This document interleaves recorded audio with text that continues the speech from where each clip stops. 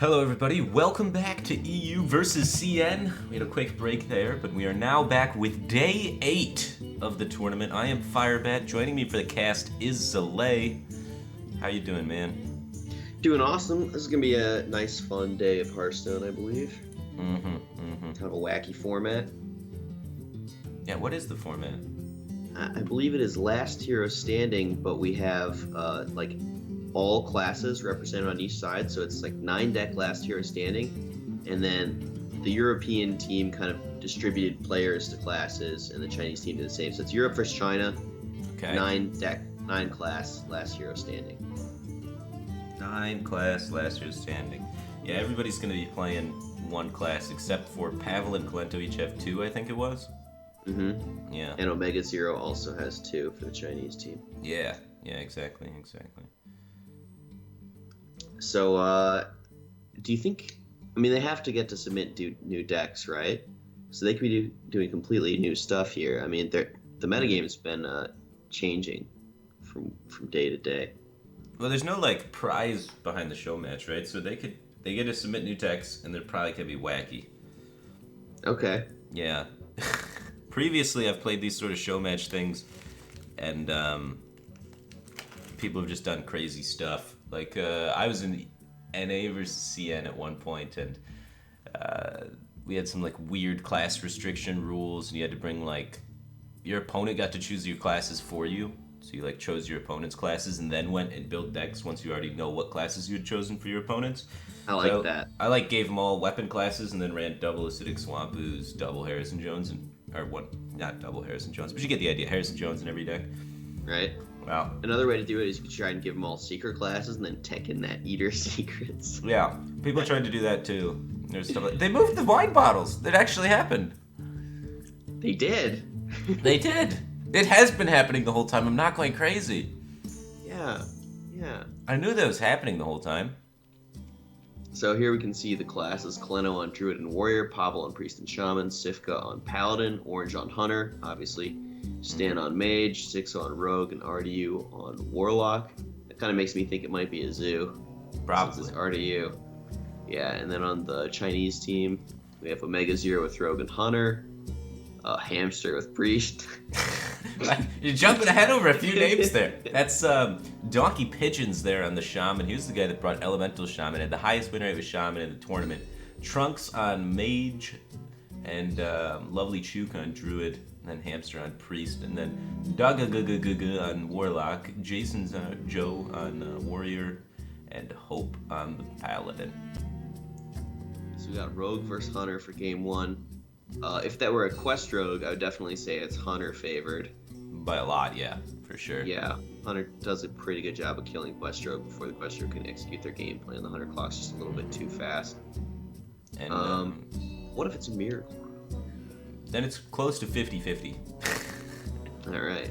Because the Miracle Rogue just has much better removal tools. Right. They have Razor Predator Lasher, SI7 Agent, 2 backstabs, 2 eviscerates, 2 preps, as opposed to 0 backstab, 1 backstab, and 0 eviscerates. One of the spots where Rogue kind of falls off in this matchup, they used to have great success. They used to run 2 saps.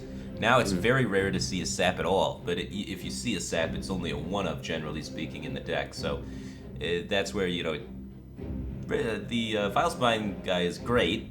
Kill any minion's fantastic, except when it's a Death Rattle minion, then sap's a lot better. So. Yeah, so, did you just say the sap is kind of not as common because of Vilespine Slayer? Yeah, because of Vilespine Slayer, that's a natural replacement, and then the natural replacement is good versus literally every card in the game except Jaime, and you find those in a Hunter deck. Bummer. Yeah.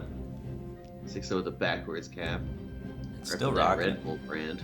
Yeah, I guess he's sponsored by Red Bull or something, or he just enjoys the product. I just went down to an event at Red Bull and really enjoyed it. Mm-hmm. Had a nice studio there. Yeah, I drink Red Bull often. They send me about 60 a month, and I drink them.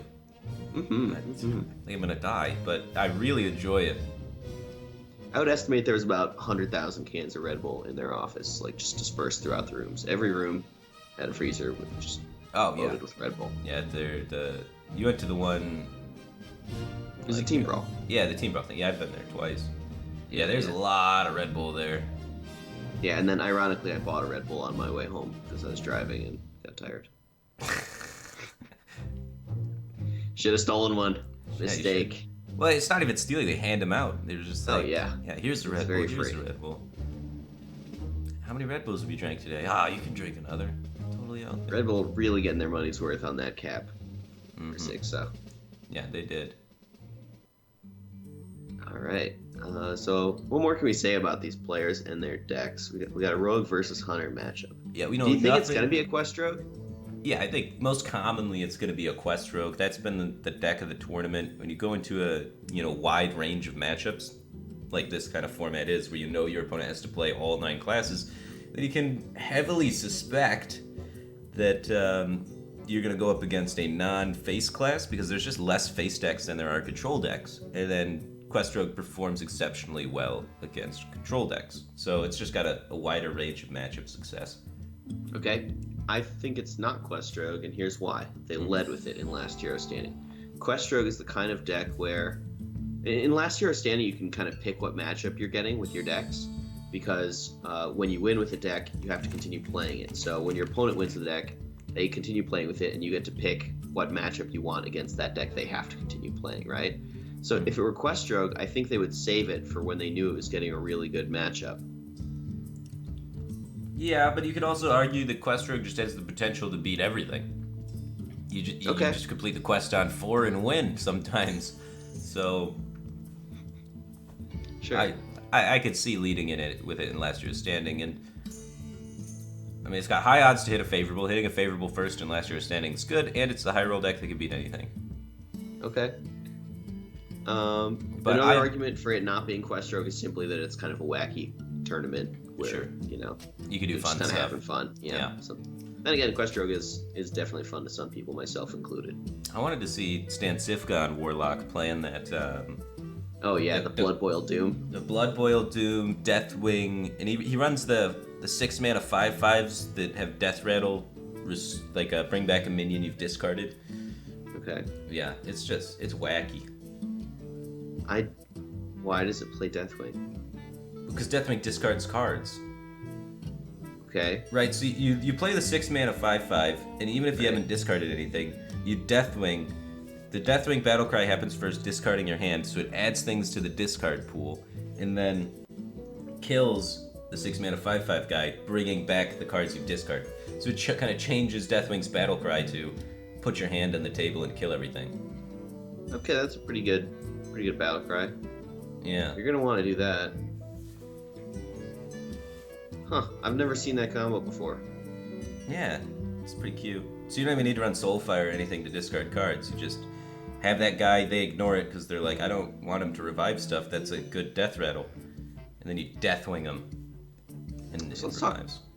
Sure. Let's go back to this Rogue versus Hunter matchup. We're going to be seeing some key points in the game are the Hunter's 2 mana turn and the Hunter's 4 mana turn, where they're looking to have a beast in play to stick Crackling Razormaw for Adapt and Houndmaster for the Battlecry as well.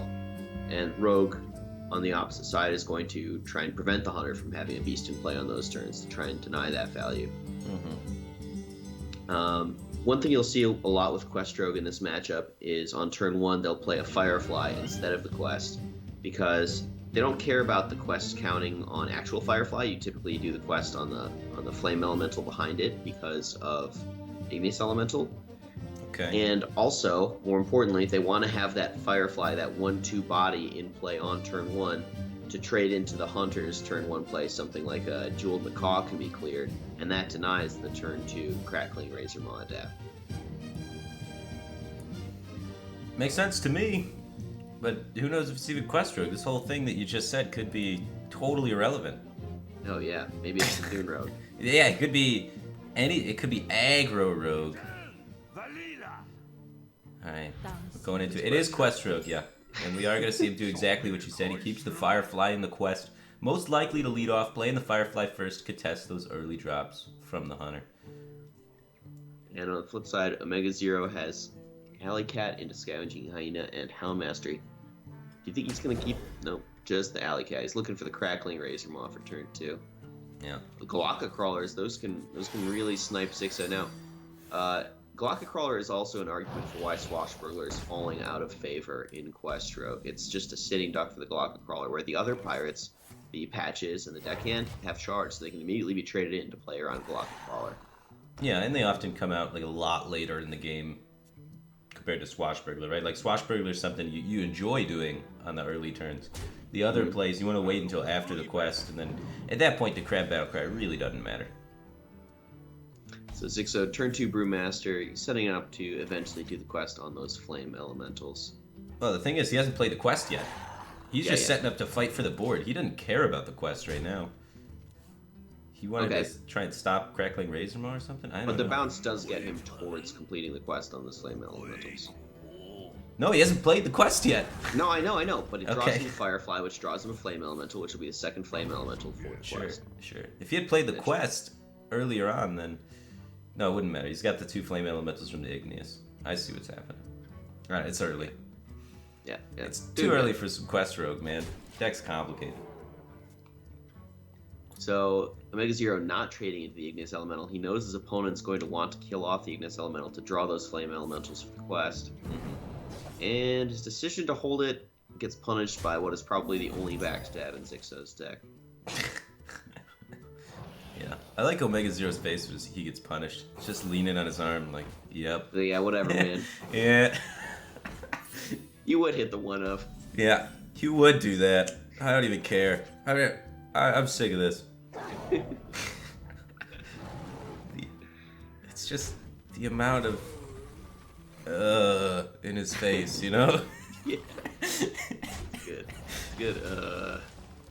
Alright, so he takes some trades and pushes some face damage. Not trading too much. He knows there's no Fan of Knives in Zixo's deck in all likelihood. He really would have liked to see a prep there. So based on the competitive level of these two decks, I would think there's some kind of prize on the line for the players. There does well, I mean, it's Zixo versus Omega Zero though. Like, these guys don't play meme decks like ever. They're in it to win it. They love winning everything. You could tell them if you win the game, you lose $100, and I bet you they'll both try and win the game. Like, that's the level of competition that these guys put forward into everything they do. Alright. But, these Unleash the Hounds are putting in work, dealing with a lot of face damage here against Zixo, but now he's probably going to want to try clearing with them as the quest is available for Zixo. Yeah, the thing is, wow. I guess you clear the 1-health ones and push face for the rest. It's just such a tough spot for Omega Zero to win because he's pretty far off from burning Zixo out, but on the flip side, if he's trading into these 1-2s, he's just going to get outvalued by Quest Rogue 100% of the time. He does have a deadly shot. A kill command, he beat 2 5/5s. Maybe that'll slow him down. Yeah. You can see Zixo's got, 3 5/5s in hand, and he draws about 1 per turn. And he draws another one with the Novice. It's like 2 5/5s, depending on mana constraints, kinda. But yeah, that's gonna be tough. It's not. It's a lot of 5/5s. It's more than you'd like to see for sure. Doesn't go for the quest this turn. He can clear without it, so instead he just tempos stuff out there. He knows there's no third Unleash the Hounds. I like this play by Zixo, identifying the weakness in his opponent's current deck. There's no more AoE left. Let's go wide and then turn everything into 5/5. You can't kill them all. Sets up lethal. That's 6 minions in play, times 5, 30. Much better than playing the quest for sure. Yeah. So this is a nice deadly shot turn. Prevent the potential lethal. And doesn't even come close to setting up his own lethal. Right. Seems like a good quest here. Yeah, that's... Nice game of Hearthstone. And like you said, Quest Rogue can just win unfavorable matchups. Yeah. I mean, when Zixo's piloted a Quest Rogue and you're facing him, unless you're playing, like, Face Warrior, you're probably still scared. I think the key moment of this game was Omega Zero pushed 3 face damage on turn 3 rather than trading into that Igneous Elemental because he knew the only way he gets punished is that one of Backstab, I think. And he'd kind of tested for Backstab, like Zixo had had opportunities to use the Backstab previously and had not. So he pushes that 3 face damage, good smorking, and then Zixo top decks the 1 of backstab, and that just swung things in his favor in a big way. Well, then was the 3 damage worth it? Well, do you think he needed that? 95% of the time, he gets the 3 damage without getting punished. Right. I get that, but... So yeah, it's worth it in the grand scheme of things. Not in that case where your opponent top decks backstab is not worth it. Well, could he play around a top deck backstab, though, is what I'm saying. Is that 3 damage really going to make a difference compared to landing the Houndmaster successfully? I think 3 damage makes a big difference in the matchup. Hunter doesn't have all day. Like, you do need to kill the quest rogue before they complete the quest and win with 5/5s. Okay. Like, getting 3 damage 95% of the time is a very sweet deal, in my opinion.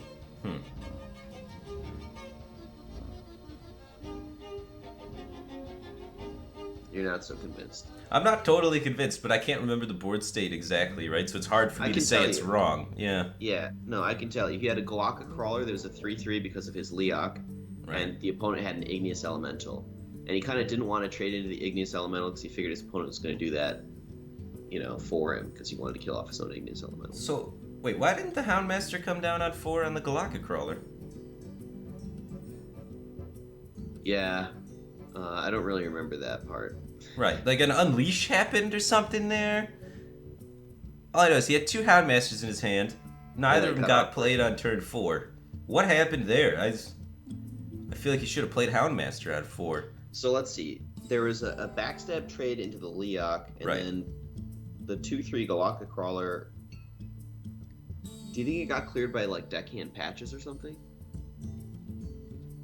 Maybe that's what happened. I think the whole board got cleared, yeah. I think that's what happened. That would explain why the Houndmaster didn't come. It is the only reason that the Houndmaster didn't come down is because the board had to have been cleared. So that is unfortunate for your whole board to get cleared there. You have to imagine if you ignore a 2/3, it's pretty difficult for your opponent to kill a 3/3 and a 2/4. Yet he made it happen. So now, this being the last tier of standing format, we're going to be seeing Zixo on Quest Rogue again, and the Chinese team gets an opportunity to counterpick Quest Rogue as hard as they possibly can. Token Druid comes to mind if they're playing that, but a lot of times Druid lists are Jade instead of Token.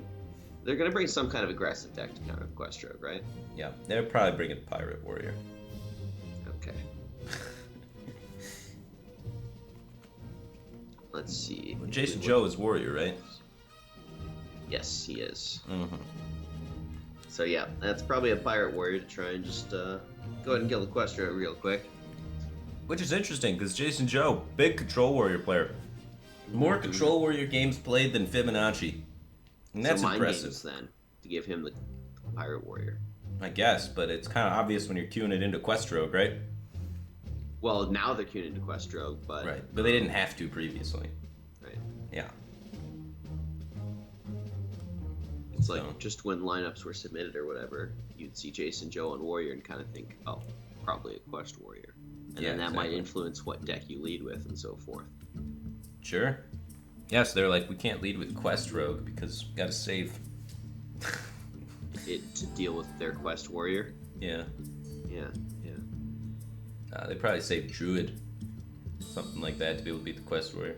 Unless they got Token Druid. Then maybe they save Mage. But now all that doesn't matter because it's not a Quest Warrior, obviously. Oh god, what is that? Playing the Wisp version of Quest Rogue, very fast and proactive. Yeah, Jason Joe's playing version heavy. The Arcanine Reaper version of Warrior, very fast and piratey. I like this keep from Zixo, keeping the deckhand. Deckhand, normally you want it in the later stages of the game, but against Pirate Warrior, you need that removal to keep him from getting a giant Bloodsail Raider with Fiery War Axe, or kill a South Sea Captain, or a lot of things. Exactly. Get pirates off the board to prevent the turn 3 buff minions. Yeah, really slow start here for Jason. He's not going to be excited to see this Doomsayer come down and ruin his day. There's an Edwin Van Cleef in the Quest Rogue. So when Doomsayer comes down, Jason could top deck either of 2 Heroic Strikes to clear it. Right. But who knows if you even want to clear it. You probably do. Yeah, probably. But too bad. You could cash in the Captain for 2 damage here if you wanted. He looks to squeeze in an armor up instead. Yeah, Captain's gonna get better. Yeah. So Jason's looking at Corcoran on 4, Reaper plus Corsair on 5. Oh my god. You make it. Oh. It's deckhand, patches him in the face, shadow step the patches, play the patches again, coin Van Cleef, GG. 8-8, 10-10, right? 1, 2, 3, 4? Yeah, 10-10. Take it home. So I'm starting to understand Zixo's list a little bit better. He's got probably 1 backstab, 1 Van Cleef with 1 patches, 1 quest, and then the rest 2 ofs. Mm-hmm. Van Cleef sort of pairs off with the backstab. Who needs to complete the quest when you have a 10-10? Apparently Zixo. Yeah. This makes sense too. If you don't use the Shadow Step on the deckhand here, you can complete the quest with the Flame Elementals. And he says, you know what? The Doomsayer went off, I got enough time, I'll make it happen. And he did. Just now. This looks like Zixo's about to beat the counter thanks to that Van Cleef tech. And Doomsayer, they both landed. When Yeah. both your techs land, that's pretty good. He's even going to be completing the quest quickly and easily this game. And making a Van Cleef, yeah. Even bigger one, while completing the quest. Notably, the quest does shrink your Van Cleef. Right. So the way the quest Van Cleef interaction works is if you have Van Cleef in play and you play the quest, the Van Cleef goes to 5/5. If you have Van Cleef in hand, you play the quest and then you play the Van Cleef, it starts at base 5/5 and it combos +2/+2 for each minion played previously in the turn. So if you play quest and then Van Cleef immediately after in the same turn, the Van Cleef's a 7/7. Okay. He's got 11 damage. It's not enough, but it's close.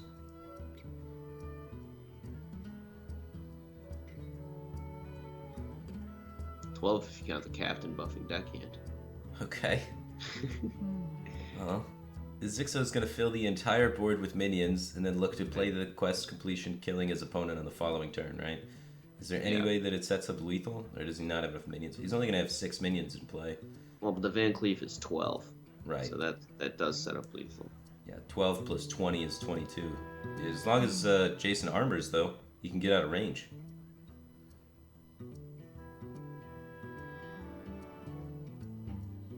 Yeah, 12 plus 20 is 32. The opponent's at 32, but he can armor up to 34, 2 out of range. But what about the dagger? Oh, now the dagger means he's playing less minions. Okay, so yeah. No lethal setup for Zixo, but if he top decks any kind of charger, you won't have mana for it with the way he played this. I'm not thrilled about the... Well, Oh, actually, here we go. To protect a minion. Yeah, you save a minion, so it's like playing the same amount. But you get a dagger up in case you top deck the second deckhand is the idea, right? So now you have... Now it's exactly lethal setup. Right. Exactly So the now- setup with the dagger. But you take a little bit of extra damage, so you're afraid of the backswing, but there's almost no way he dies from Jason's damage. It would be 9 damage here, which is, let's see. Rogue strike. No. That's only 8, because the Mortal Strike's only 4 right now. It would have to be like 2 Heroic Strikes and then something like Deckhand or Upgrade. Right. So it's pretty safe. Yeah, it's extremely safe. So Zixo face tanks 3 damage there to set up lethal, forcing the opponent to take a trade. Yeah, and Jason top decks the upgrade. Best top deck in his deck right there. Now he can set up lethal while taking some trades. Yeah, so he's going to run Deckhand into a 1-2. He's going to upgrade and jam that into the face. Yeah.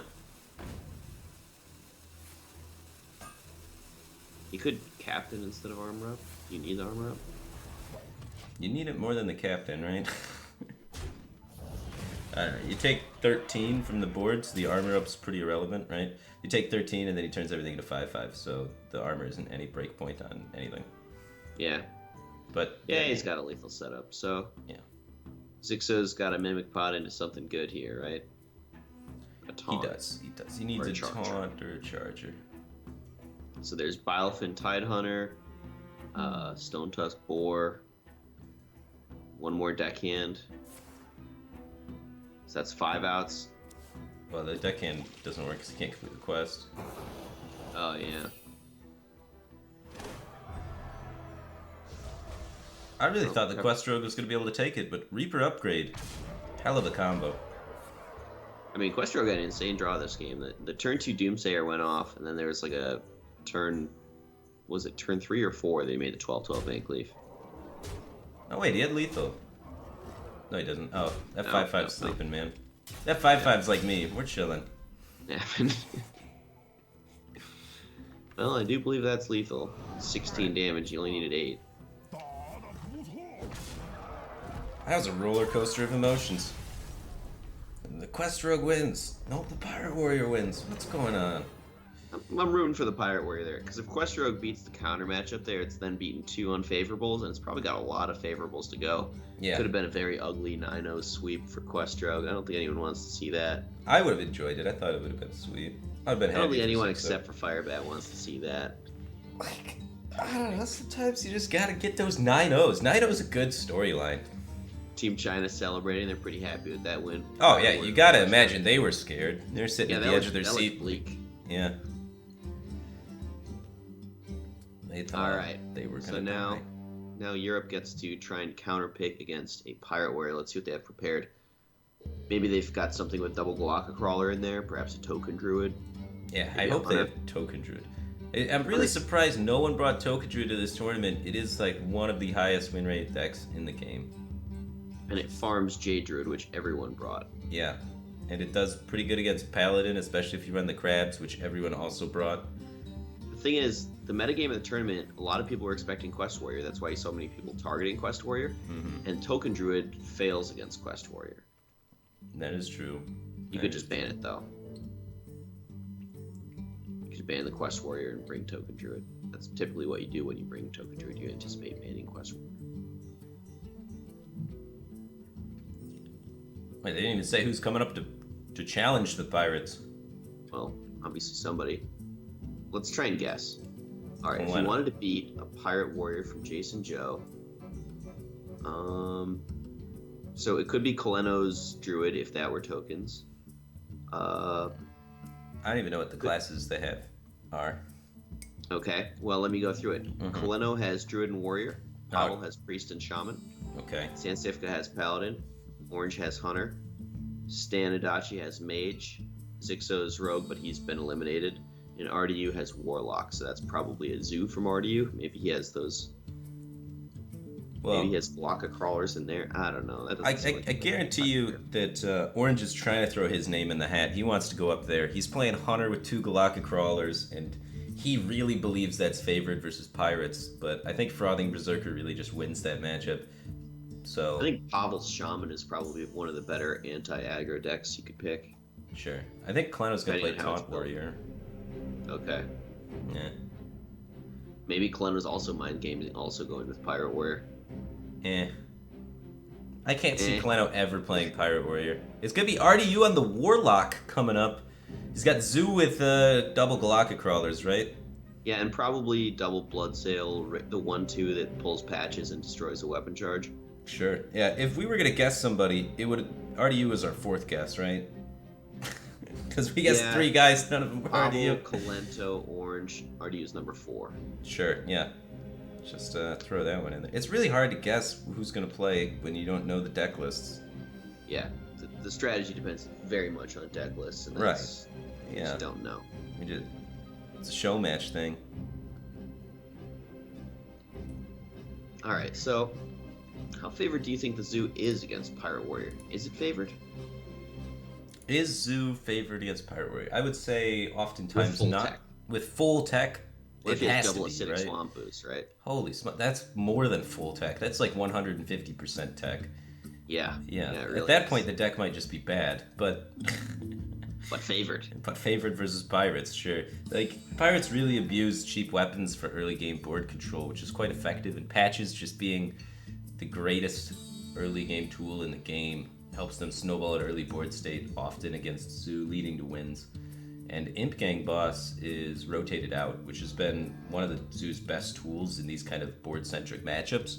So that being gone really hurts Zoo in this matchup. His Authoros mate super key card here for Jason Joe. You couldn't hope for a better card to see in your opening hand against a Warlock. It's probably Zoo. Probably. Zoo confirmed, Patches confirmed. Both of these things were expected. Knife Juggler is kind of a bad sign for RDU. That's a card that competes for slots with things like Acidic Swamp Ooze and Galaka Crawler. I mean, RDU knew it was in his deck, but we didn't know it was in his deck. We were kind of hoping that card would be, Acidic Swamp boost up his chances of winning this. All right, Nizos first mate, and you just And a poke clear, it, right? no face. Do you have to clear the 1/1 behind it? You definitely want to use your weapon to clear the 1/1 because that's just efficient. But No, you does don't. Patches get punished for going face? There's no punish in the game. Except Galaka, but then that would hit the other pirates, so you go face every time. So, precise play by Jason Joe taking his 1 face damage.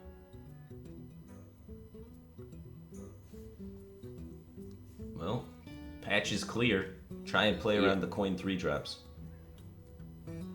Yeah, the Knife Juggler just doesn't have a whole lot of upside here, because it does die on board. You just have the downside of getting blown out by Cultist Upgrade or Captain. And even Frothing, it's kind of worse. Goes for tap on 2. That's not on my computer. Well, Coin Cultist, pretty strong. None of this is my computer. Okay. What's going on there? So he pushes the 2, thinking he's gonna have enough weapon swings to clear minions. Sure. You got plenty. You got 2 more. You're upgrading again. You're gonna have 3 more. You just got weapon swings for days. So for RDU to get back in this, the Soulfire is a good draw. Ideally, he'd find a Silverware Golem to go with it and just really high roll. Sure. He's way behind here. Yeah, I mean, I don't think Zoo's just favored in this matchup at all. I think this is a terrible choice by Team Europe. I don't know what they're doing. I'm imagining the Patches is supported by two Bloodsail, the 1/2 that destroys a weapon charge guy. And I'm imagining that there's 2 Galaka Crawlers as well in RDU's deck, and it's just not drawing the tech cards for the matchup. He had a bad early curve. Pirate Warrior had an optimal early curve, and sometimes you lose favorables or balanced matchups when the draws don't go your way. He was tapping for Silverware Golem, did not get there. Yeah, trying to high roll. That'd be a huge high roll. You tap, hit Silverware Golem, and discard it? That'd be crazy. That doesn't happen very often. That life tap was a strong indicator that RDU does not like his position at all. There it is. There's the pirate we were expecting. It's kind of better if you save it for the last weapon charge so that you kind of disrupt your opponent's plans more.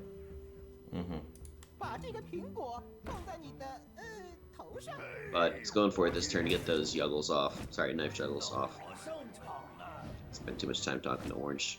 Pronounces J like a Y. Yuggle, yuggle, yuggle. Yeah, exactly. The number of times he said that is just a lot. Yogging to the Yim. All that. Alright, so patches into that Nizot's first mate. Seems like the play here. Prevent it from being buffed by a South Sea captain, for instance. Right. You gotta just keep trading aggressively until you can regain the board. The issue with this trade is now the Cultist trades into the 1/2 and the weapon into the Juggler, and then there's a 3/1 in play that already you can't deal with. So that's kind of why he was tempted to trade into the Cultist instead. Look at this. He can save the weapon and take full trades here. Yeah, that seems like a really good play. And then next turn he gets even more captain value. He uses the weapon. Perfect.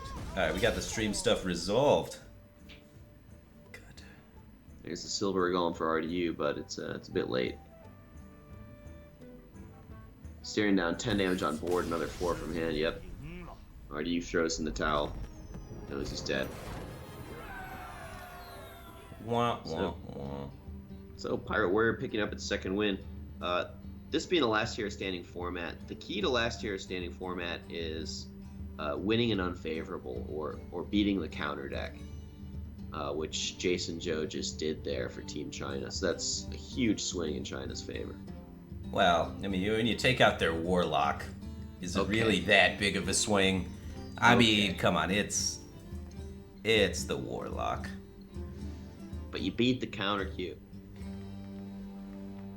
Yeah. It's a big deal. Every time that happens. As much as I agree with you, At the same time, Warlock's not a real class. Come on. Can we really say that that's a big swing and helps them out a lot in the matchup? Like, I think with a class as weak as Warlock, it makes sense to take it super hard to just try to win that one matchup. The double acidic Swamp Ooze, I hope it's in there. I think that would be some good deck building for the format. sure. Alongside the double Galaka Crawler and the double Bloodsail. Of course, not Corsair. Raider? Mm-hmm. No, not that one either. The 1-2 guy. You know what I'm talking about. So this Bloodsail, shoot a little knife at your weapon. Yeah. Pirate Man. Pirate Man Bloodsail, shoot a little knife at your weapon. It's a good I think card. that's what it's called. Yeah, I run that in a lot of decks. Just whoosh, shooting weapons. Okay, so Ardu's Warlock's out of the way. That's Europe has another opportunity to try and counterpick Jason Joe's Pirate Warrior. Shaman comes to mind. Shaman, Taunt Warrior, these sort of things. Jade Druid's not even that bad. It's at a 50-50. Here comes Kalento, most likely bringing that Taunt Warrior. Could also be a token druid with double Galaka Crawler in there. Sure, that's great against pirates as well.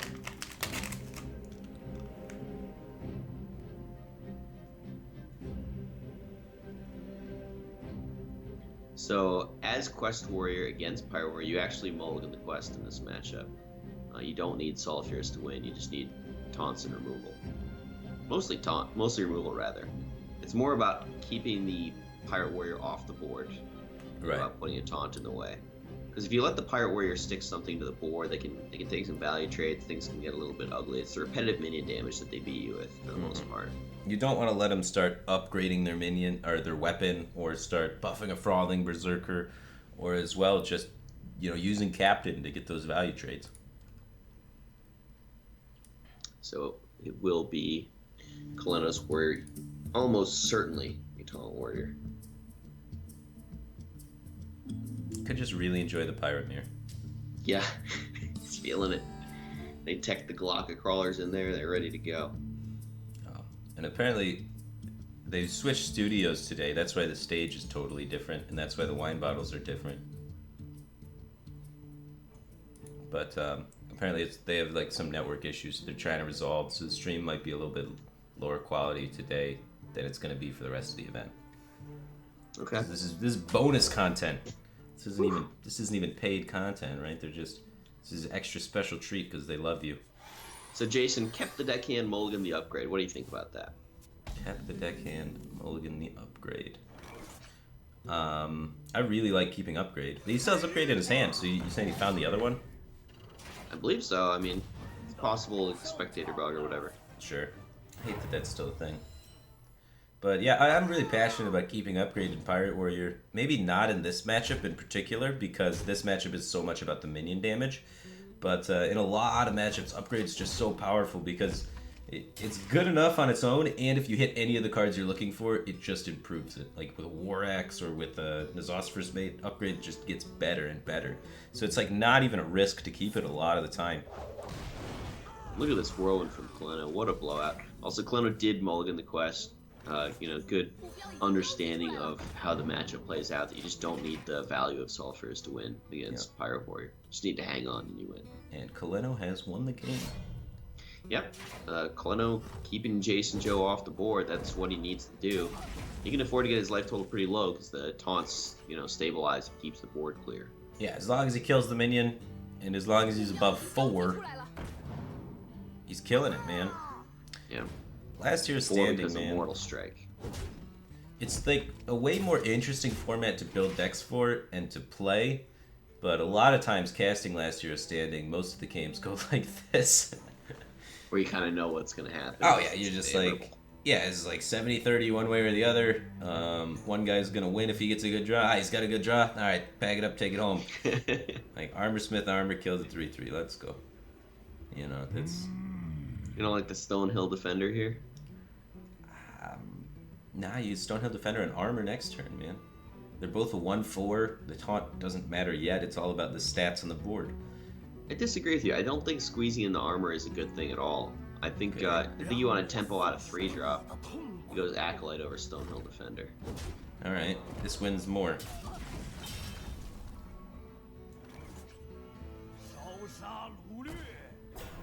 So Jason Joe trying to save that upgrade for an Arcanite Reaper, but not fully committing to the Arcanite Reaper game plan by smorking for one with his weapon. And Kaleno drawing the second Fiery War Axe, that is a hell of a top deck. Right. He was winning, now he's winning still, but more easily. He's going to War Axe that Dread Corsair, and then play either Armorsmith or Stonehill Defender, trade his Acolyte into the deck. Yes, he is. I'd like to see the Stonehill Defender.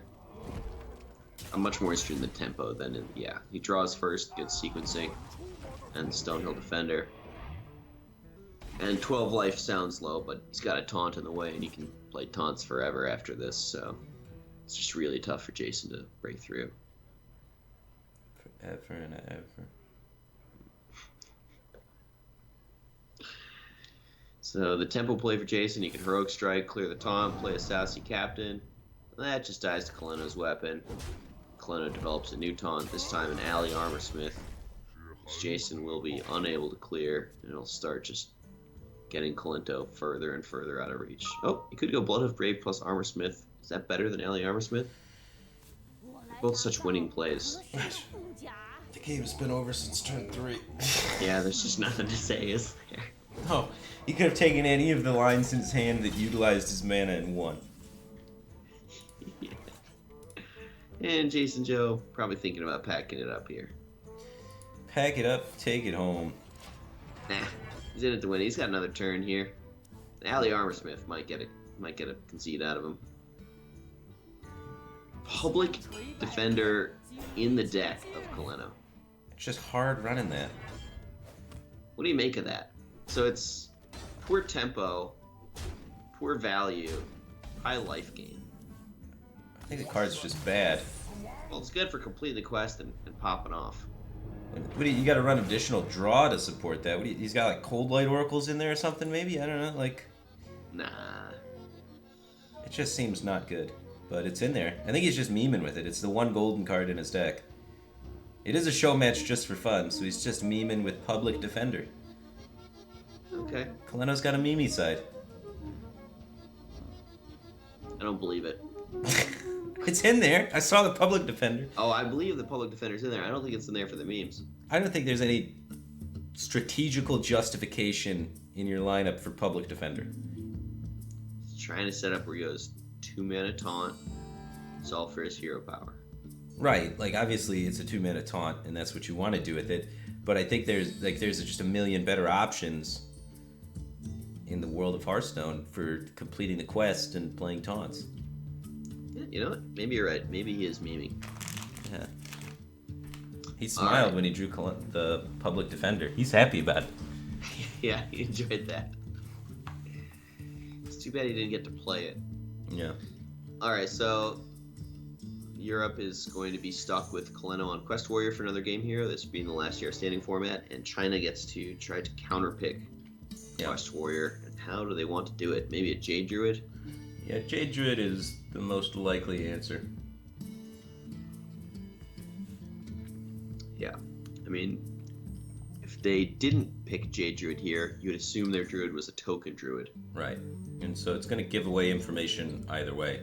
Either they pick it and it's Jade Druid, or they don't pick it and it's Token Druid. And if they're not picking the Druid, they'd probably bring in some kind of Paladin. Right.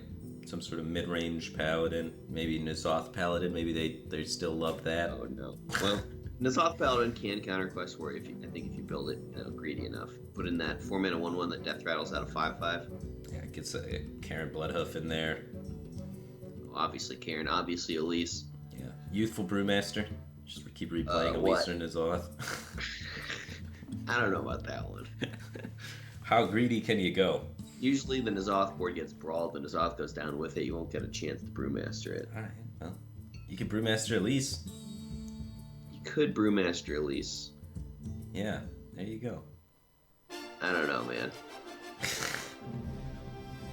If we're just talking strictly value. How about you just play some Stampeding Kodos and a Black Knight? See, and you could Youthful Brewmaster all of that. Ah, now we're talking. Now we're getting into it. The Youthful Brewmaster Extreme Value N'Zoth Paladin that only beats Taunt Warrior sometimes. That's the deck. That's what I'd meme with. I've played Youthful Brewmaster in serious tournaments before. I had a double BGH Youthful Brewmaster deck, and I went BGH on a Mountain Giant, Youthful Brewmaster it, BGH the other Mountain Giant. In a tournament play. Is this Hope we're looking at? No, that is Lovely Chook. There's his poster right there. Okay. We've been staring at it all day. Look at he looks gorgeous. Yeah. Proud owner of a 200,000 euros. Yeah, he didn't take the Ferrari. He was more about the money when he won, but he could have taken a Ferrari, but chose not to. Calento got kind of screwed. He didn't have the option for the Ferrari or the money. He got I remember that. Yeah, he just got only the Chinese could get the Ferrari that year. Yeah, that year only the Chinese could get it, and of course Europe wins that year. And yep. he only got like 20 grand or something instead of 200. I mean, you take it. You take it, but it's a 10th. You'd rather have a Ferrari. Right, yeah. Sure. And that's why he's here. He's getting what's his. So, Druid coming out. It's going to be a Jade Druid. Those look like Jade not cards that Jade Druid wants to see. We're very happy to keep the quest and probably pitch the rest. He's Armor Smith and see what the fishes are pairing against Jade Druid. You want to race to complete the quest. Just totally lost it when he drew Public Defender. He's gonna keep it. Definitely a meme. He's gonna keep it. What? Hey, it's a taunt, man. Race that quest out there. Quest efficiency, taking it to 11. Mm-hmm. And look at this draw for Lovely Chook. Wild Growth into Fandral under Nourish. The Dream Curve. If Kaleno doesn't kill that Fandral and Fandral Nourish goes off, it's just GG. Don't worry, he has a Public Defender to contest it. Uh-oh. That has 0 attack. It can't even activate the Execute. He needed a minion with at least 1 attack to activate Execute. Oh no. Oh no. Well. It almost has enough attack to activate Execute. Yeah, just 1 off. Just 1 off. Oh, the Fiery Wags picked up to bail him out. Costly. Coining Execute on a Fandral. Better than losing the game, though. A little bit. Kaleno does still lose the game, though, because his opponent still just plays Nourish, drawing 3 cards, and that kind of wins the game against Quest Warrior. Right. So maybe the line is just saying, you don't have Nourish. I can't beat Nourish anyways. We'll play around it. Okay. Kaleno's a responsible adult. Oh! No, he's a risk taker. He's a risk taker. He's playing to win. He's not going to. He's going to lose. Maximum punish. Dramatically. Yeah. You see Blood Mage Thalnos in the Jade Druid. That's a tech card. He's trying to power up the swipes against those aggro matchups, perhaps. Yeah, just in case they try and counter it with Shaman. Like, spell power swipe is so good against Shaman because they have a bunch of O2 minions and just generally 2 health stuff, and then they play a 5/5. And spell power swipe does 5 damage to 1 minion, the thing from below, and then 2 damage to the rest of them, all the totems. And it's the fireflies. And the fireflies. It just lines up so perfectly. But could have innervated Jade Spirit there, but he prefers to save the innervate for his Gadgetan Auctioneer turn, getting even more value. Right. Quite a pain coming out for Kaleno. He's really feeling the pain right now. Yeah, he's... And here... Holy Defender not quite getting the job done. Wow, he's gonna go off with Gadget here. I would have thought he would just play Jade Spirit, Jade Blossom, just ramp and then do Gadget next turn, but... Yeah, both ways win, so it's kind of fine. Yeah, but I see what you're saying. That did seem a little bit better. Really aggressive with him. It's just power cycling through his deck, you know? Sure. Power. Those Acolyte in 1 attack, so it only draws 1 card. Optimal. Well, as Jade Druid, you want to find a large number of Jade cards. And if we look at Lovely Chook's hand here, It is 100% Jade cards. That could be favorable for him, yes. Yeah, it might work out. Kalena's looking at this Gadgetan Auctioneer and thinking, I should probably kill that. He's looking at his hand, he's like, do I really brawl this? How do I ever win if I brawl this? Well, he's brawling. When the 1/1 wins, sometimes I'm less behind, but still behind. Ooh, and there's a new Gadgetan Auctioneer for Lovely Chew. Plus a Wild Growth, which will be a 2-mana draw 3 with a gadget. It'll be a fun Not anytime soon, though, because his opponent has so many Jades. Like, why draw cards? You just play Jades. You just play every Jade card, and then once you've seen more of your deck, more chances to find the Innervate, more chances to find Jade Idols to go with the gadget. Then you play the gadget and refill. But you don't want to refill premature. You got to empty first, then reload. Otherwise, your cup will overflow. We're talking about emptying and reloading prematurely. Yeah. Okay. Hearthstone, though. Yeah. Well, yeah, that's how Stonehill Defender, great card. It is. 4 mana, 3/7.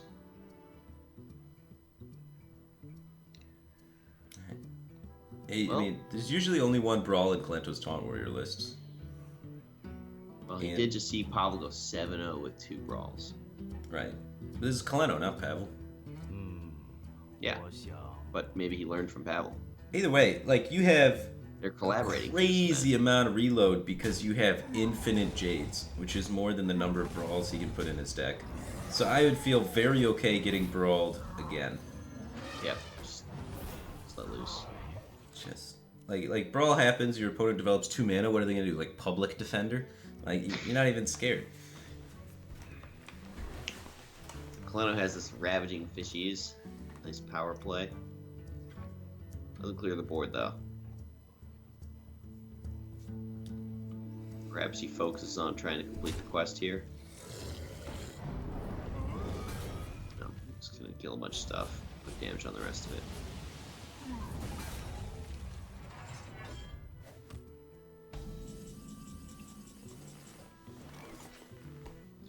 Well, this looks a nice Jade Spirit Nourish turn. Gadget's fine too. Yeah, I would agree with Jade Spirit Nourish, but they both win. He hit the Innervate anyway. He could have improved his odds at trying to hit it, but who needs it?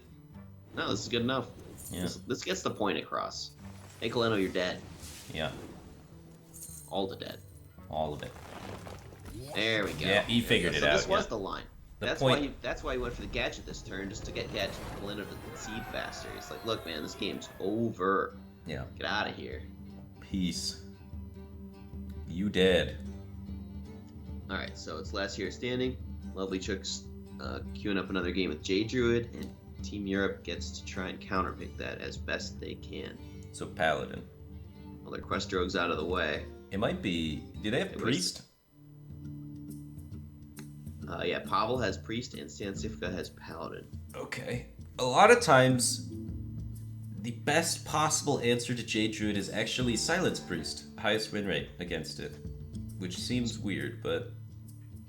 Speaking of Silence Priest, I just saw a new version of Silence Priest today that had double Wild Pyromancer, double Circle of Healing for more card draw to, enable the combos of the deck, like the Divine Spirit, Inner Fire. The Pyromancers are a little bit better than usual in the deck because it has so many cheap spells like Silence, Inner Fire, Powered Shield, the Radiant Elementals, and the Circle of Healings are better in the deck than in a normal deck because it has such high health minions like Ancient Watcher and Humongous Razor Leaf. You can actually stick stuff to the board to heal. Mm-hmm. Yeah, it makes a lot of sense to throw some Wild Pyromancers in there. They're also pretty good versus aggro.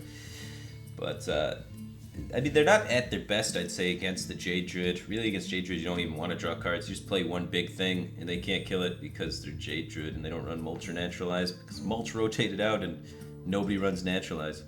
So then you just win with the first big minion you make kills them. Yeah. Although, drawing cards does help you to make a big thing, because your big things are multiple cards combined. Okay. Yeah, but you wouldn't keep Pyromancer. You just throw it back and find the stuff that makes big things. Absolutely. Yeah. But, I mean, it's nice if you happen to hit it, I guess, with all the other stuff. Look at this key moment where he hits the juggle, trades the patches into the 1/1, gets butchered no matter what he did there. Right. Zoo. And here's Quest Warrior, always easily beating Pirate Warrior. Not always, but most of the time. In that game, it was always winning, yeah. Sure. Doesn't always win the matchup. Sometimes Pirate Warrior sticks a big minion, Frothing goes to town. I love it when Frothing goes to town. Mm-hmm. Getting frothy, I like to say. Yeah, real frothy. That's one of my favorite things to do in Hearthstone. Yeah? You're not It's bored not of as it yet? fun now. You've been doing it since, like, what, 2014? No, I'm pretty... It was a lot more fun when it wasn't Pirate Warrior. Okay, when you just played, like, Tampa Warrior. Yeah, or Patron Warrior. Okay, Patron Warrior is fun to get frothy with. That takes care of business. Do the math and say, it's probably enough. Just go. No, you gotta figure it out, man. Use multiplication, quality mathematic tools. Nah, there's too many moving pieces, sliding parts. Just guesstimate. Now, you set it up 4 turns prior. You know how much damage it is depending on how, like you say, like, if they have 3 minions in the field, it's this much damage. If they have 4 minions in the field, it's this much damage. If they have 2, it's this much damage. You just keep, like, recalculating every turn as you get closer and closer to your finish turn. No? Okay. I like the talk of finishing, but you know what else I like is not doing math, just eyeballing. Just eyeballing it. I remember there was a Chinese guy that was crazy good at Patron. I don't even remember his name. He had a really goofy looking face. He was always smiling. Oh man, what was that guy's Smashing name? people at Patron, good times. Oh yeah, he was so good at Patron. It was crazy. He, for NA versus CN, he just like one day beat the entire team with Patron, and we had like 3 guys with anti-Patron lineups. The guy was sick. He was so good at counting. Just setting things up. He never missed lethal, even through like 3 sludge belchers and all this garbage. Like he just figured it out. Guy was a new commercial. I don't know. I'm gonna take a quick break. We will be right back after these quick commercial messages. Enjoy.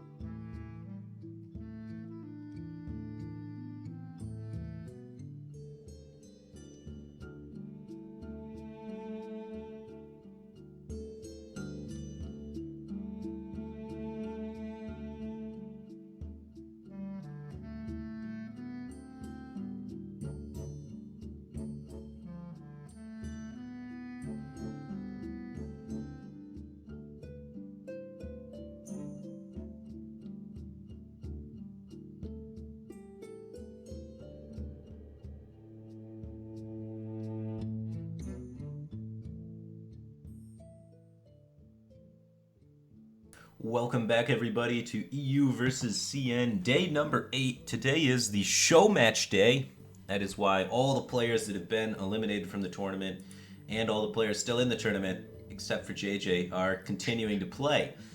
And the format for this is last hero standing, team versus team. So the entire team classes are distributed among on both sides, Team Europe and Team China, and then they face off head to head against each other, and if they lose, they're eliminated. And it's the last man or last team with any man left wins. And what do they win? Pride, glory, Hearthstone. Yeah, that is what they do win. Yeah. Super specific about it. But they do not win a Ferrari for winning the show match. Oh, darn it. It's just kind of like to give the players a break between the 7-round grueling round robin play everyone in the world group stage, and then they have to go into this top 8 for 200,000 euros. You can imagine how that could be stressful and drain on you a little bit. So Sure. So, I believe we just saw Jade Druid get a win, and Europe's trying to counter it, and they're bringing out Pavel. with the priest, it's gonna be Silence Priest, I guess. I look at him waving to the crowd. Could be Shaman. Is there even a live audience there? He's just waving to Twitch chat, I think.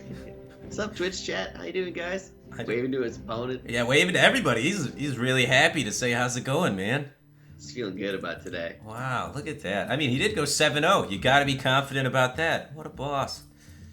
He's cracking himself Having a up. Yeah.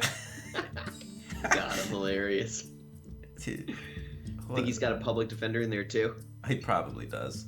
Yeah, him and Kalena are talking it over. They're like, you know what this tournament needs? Some more public defenders. What if everyone on Team Europe has a public defender in Just their deck? one. Just one. one. in Hunter. Yeah. Every deck, public defender. Just because they're defending the public. That's what they're doing. It's a warrior As a class team. card. Yeah. Oh, is it? Yes. I Can't sound, really do that. I sound dumb. All right. Doing good. Well, at least we got the deck right. We guessed Silence Priest, and Silence Priest came out. So we're like 1 for 6 on that. That's a good win, right? Really good. Yeah, no. You guessed Jade Druid correctly before as well? Sure. We guessed Taunt Warrior after we guessed after it was Zoo. Pavel Snap keeps Watcher Silence. Oh, Yeah, baby. Just the second Watcher. If I You know get a Talent anything Priest, that's a hell of a curve. from back in the day, it's Innervate Yeti's a good combo, and Ancient Watcher Silence is essentially Innervate Yeti for Priest. Yeah, and it's better because in Priest you can follow it up with a Talon Priest. Yeah, or value trade and heal. Like Chill and Yeti's just a better card than Priest. I don't know why I didn't see play there. Okay. Well, I mean, to be real, I could probably think of some reasons why. he pitches It's a bit everything. slow. He even pitches the Jade Idol. He's really looking for that wild growth to get up to a quick start. Got a Jade Blossom. Okay. Not a bad one either. Now with the Jade Spirit, you're thinking he's going to go turn 2 Coin Jade Blossom, turn 3 Jade Spirit, turn 4 Nourish potentially. Yeah. Doomsayer, anti-aggro tech. That's interesting. That's also an Everyone- 07. Wait, there's an 07 in every deck, right? Yeah, that's the theme, right? We saw an 07 in Quest Rogue. We saw an 07 in Taunt Warrior, which was the public defender. Then we saw the 07 in the Silence Priest. We didn't see any 07s in Zoo, though. Well, he just didn't draw it yet. He's got a Doomsayer in there. Okay. Is the stream... Lagging, yeah, it is. Yeah, alright, so that's not just on my end. Yeah, it's getting a little bit ugly, but you can kind of imagine what's going to happen here. Silence Breeze going to play a big minion. Jade Druid's not going to have the answer to it because they don't run answers to it. Yeah, this is And then- one of the most one-sided matchups in all of Hearthstone. Yeah, and then that big minion on the priest side is going to kill the Jade Druid. Oh, and Although, in the Zoo, they maybe- might have had the 07 Spell Power Demon. That's what Twitch chat suggested. That would be Oh, classy. Twitch chat's so smart. That would be Something sick. Trickster. Yeah. Streetwise Trickster, maybe? Alright, so, I'm going to try The thing is- refreshing it. yeah, this is pretty rough. Control R. Yeah, it's a sweet keyboard shortcut. You prefer that over the F5? They do the same thing. It's just F5's one button instead of two. But I guess Control R, the buttons are kind of closer to where your hand naturally is. I right-clicked, to be honest. I didn't even use a keyboard shortcut. Wow. Pavel picks up a Divine Spirit. He's thinking he probably wants to kill the Fandral here. He could put his Ancient Watcher up to 16 health. Trade twice into Fandral and then heal the Talon Priest back up. That might be a decent turn for him.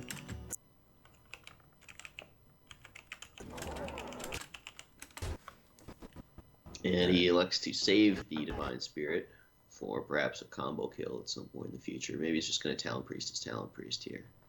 Sure. I let our boss know that we can't really watch this. Yeah. So we're going to see what he says. He's either going to get back to us with a solution. Yeah, he's going to do that shortly. Yeah. Things were going pretty okay a couple seconds ago. But then yeah. He was trying to make it better, and we took some steps in the wrong direction in that. But the key thing is we tried. It's the thought that counts. Right. He said, how about start over with the stream? Do you know what that means? He might be asking if you want to restart your stream. Restart? My stream's it would fine. make more sense if he restarted. Yeah, just tell him yes. Like, we want him to do anything. Alright, he's going to restart the stream, I think. His English is pretty good, but not fantastic. It's good. I like this guy a lot. He's actually really helpful. He's a very helpful guy. He watches the stream and he's here with us all the time. And he's making every effort he can to fix this for you guys, and he'll get it done as soon as possible. We're going to mute this. The sound is killing me. Yeah, I muted on my end already. Yeah. So just bear with us for a minute here while Pavel wins this Silence Priest vs. Druid game. And we'll try and get it fixed for you as soon as possible. Pavel could lose if he draws just Doomsayers every turn for the rest of the game. Might just not have enough pressure. The thing is, I don't think he has that many Doomsayers in his deck.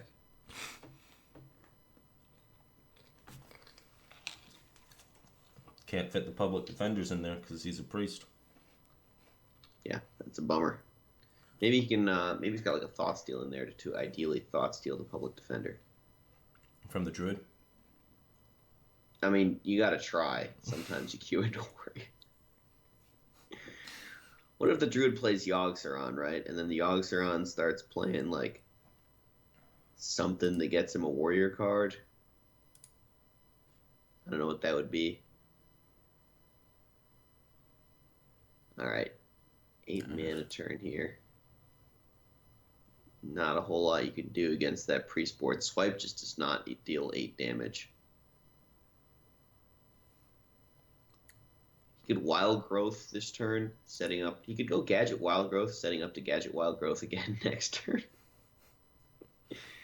Okay. That's not even that bad. I kind of prefer the Jade Spirits. Well, yeah, I kind of prefer the Jade Spirit swipe on the Radiant Elemental. Killing off the Radiant Elemental is really quite an important thing to do. You shouldn't underestimate the importance of discounted mana costs. That's a big deal.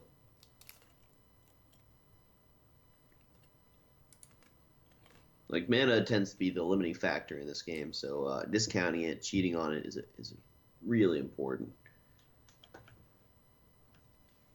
I think Zetalot's the one who said before any of the cards have been released, the Radiant Elemental was the best priest card in the set, and I think he nailed it on that one.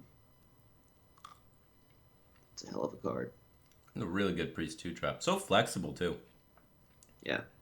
The potential to go turn 2 Radiant Elemental Power Shield really just adds a lot to the class, curving into Talon Priest on 3.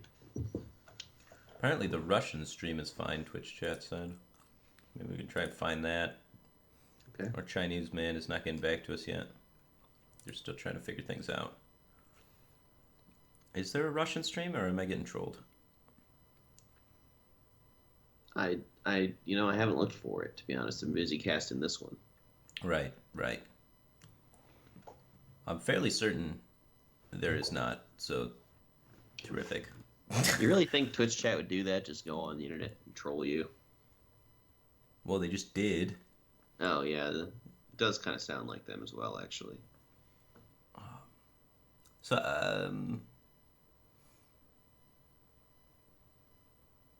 9 mana, just swipe hero power pass, clearing 1 minion.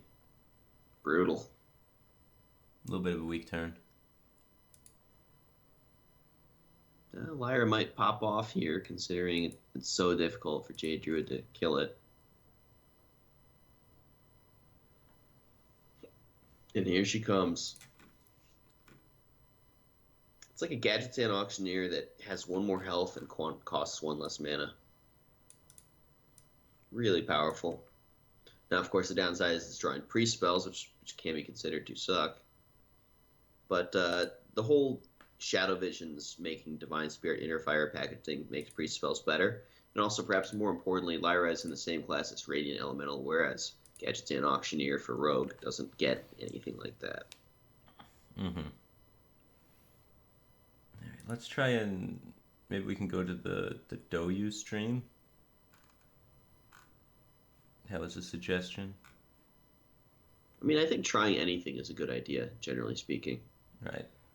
Let's see. Like, what we got going on here is They're having rough. what the hell?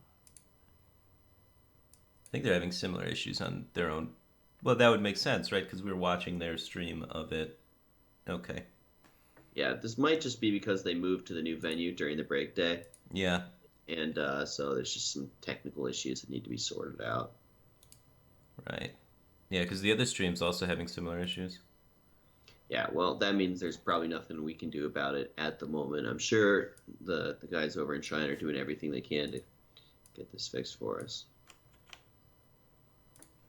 In the meantime, we're grateful that it's a turn-based game that we're casting.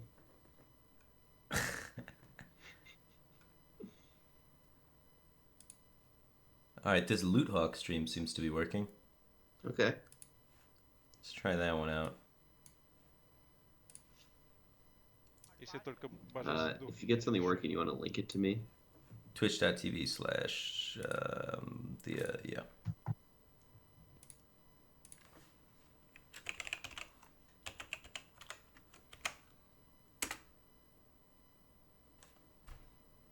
That is where we're at, and we appear to be able to watch the game fluidly.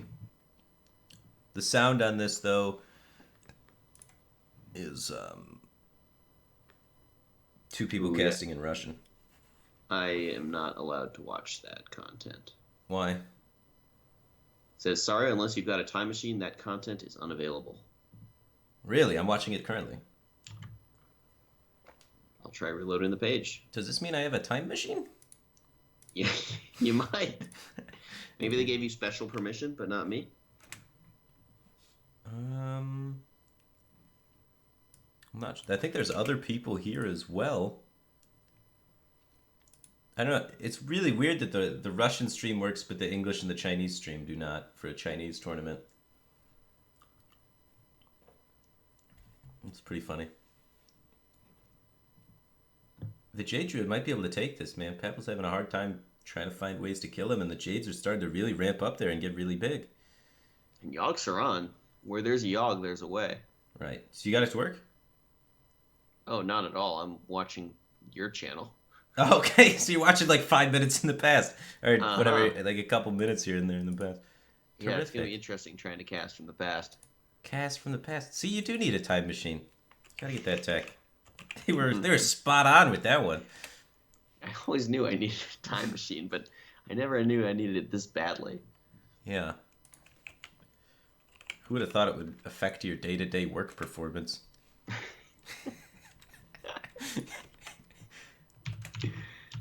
Oh, I gave. All right, here. Let me. Dude, this is why I figured it out. You gave me the wrong channel, didn't you? I did. Some beat. I missed a letter.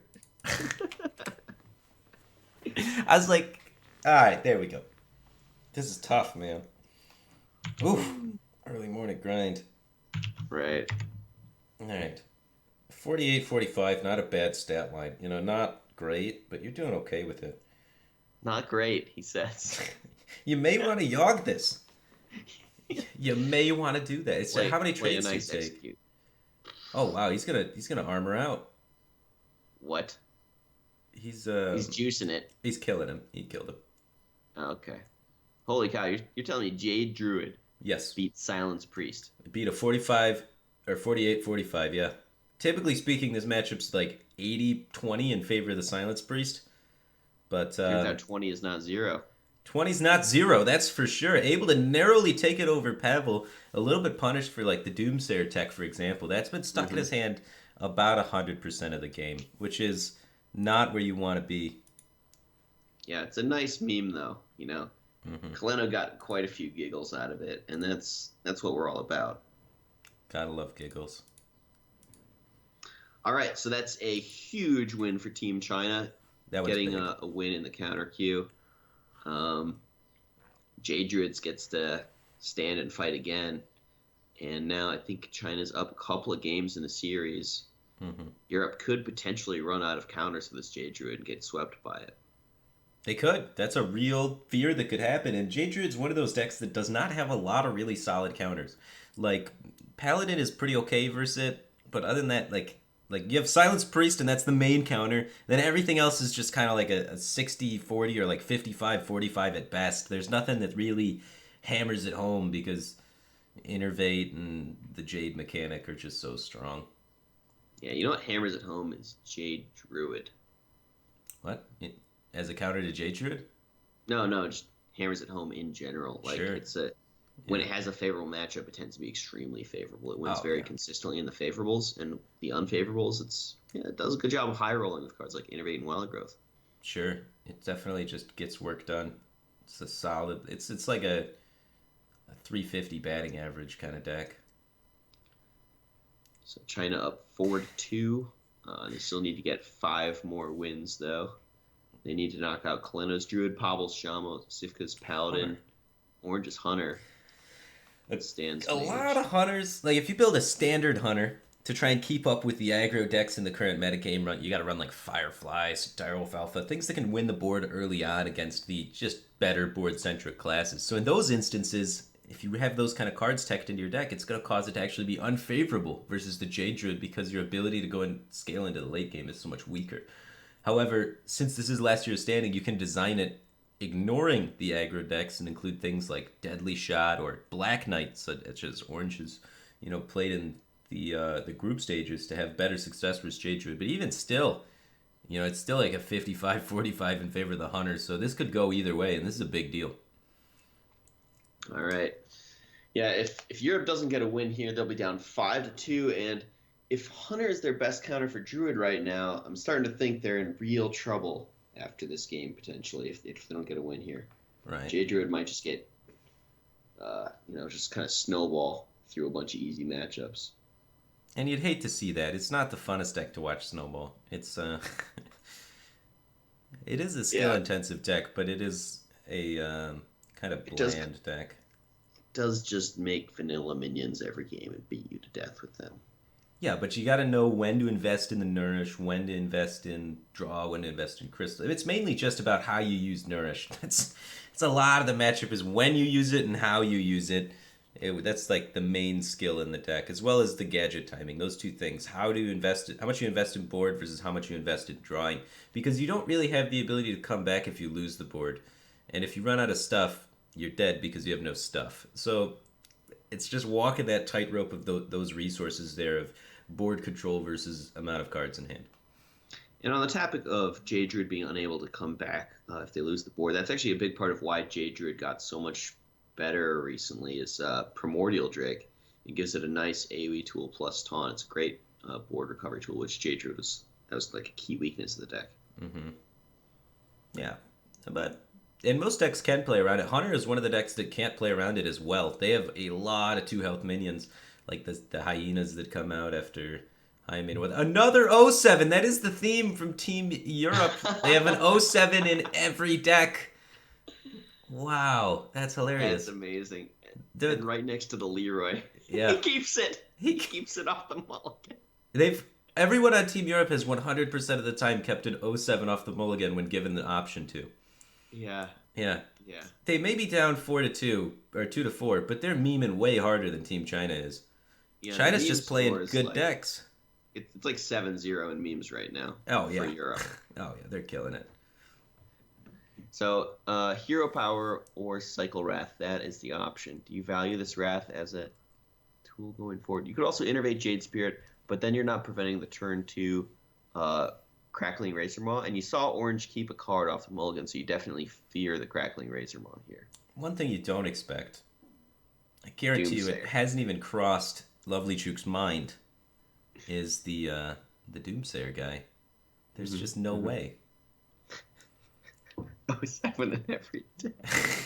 Like eventually, I think at this point, maybe Team China's like gotten together and they started talking amongst each other and they're like, "There's no 7 in every deck, guys.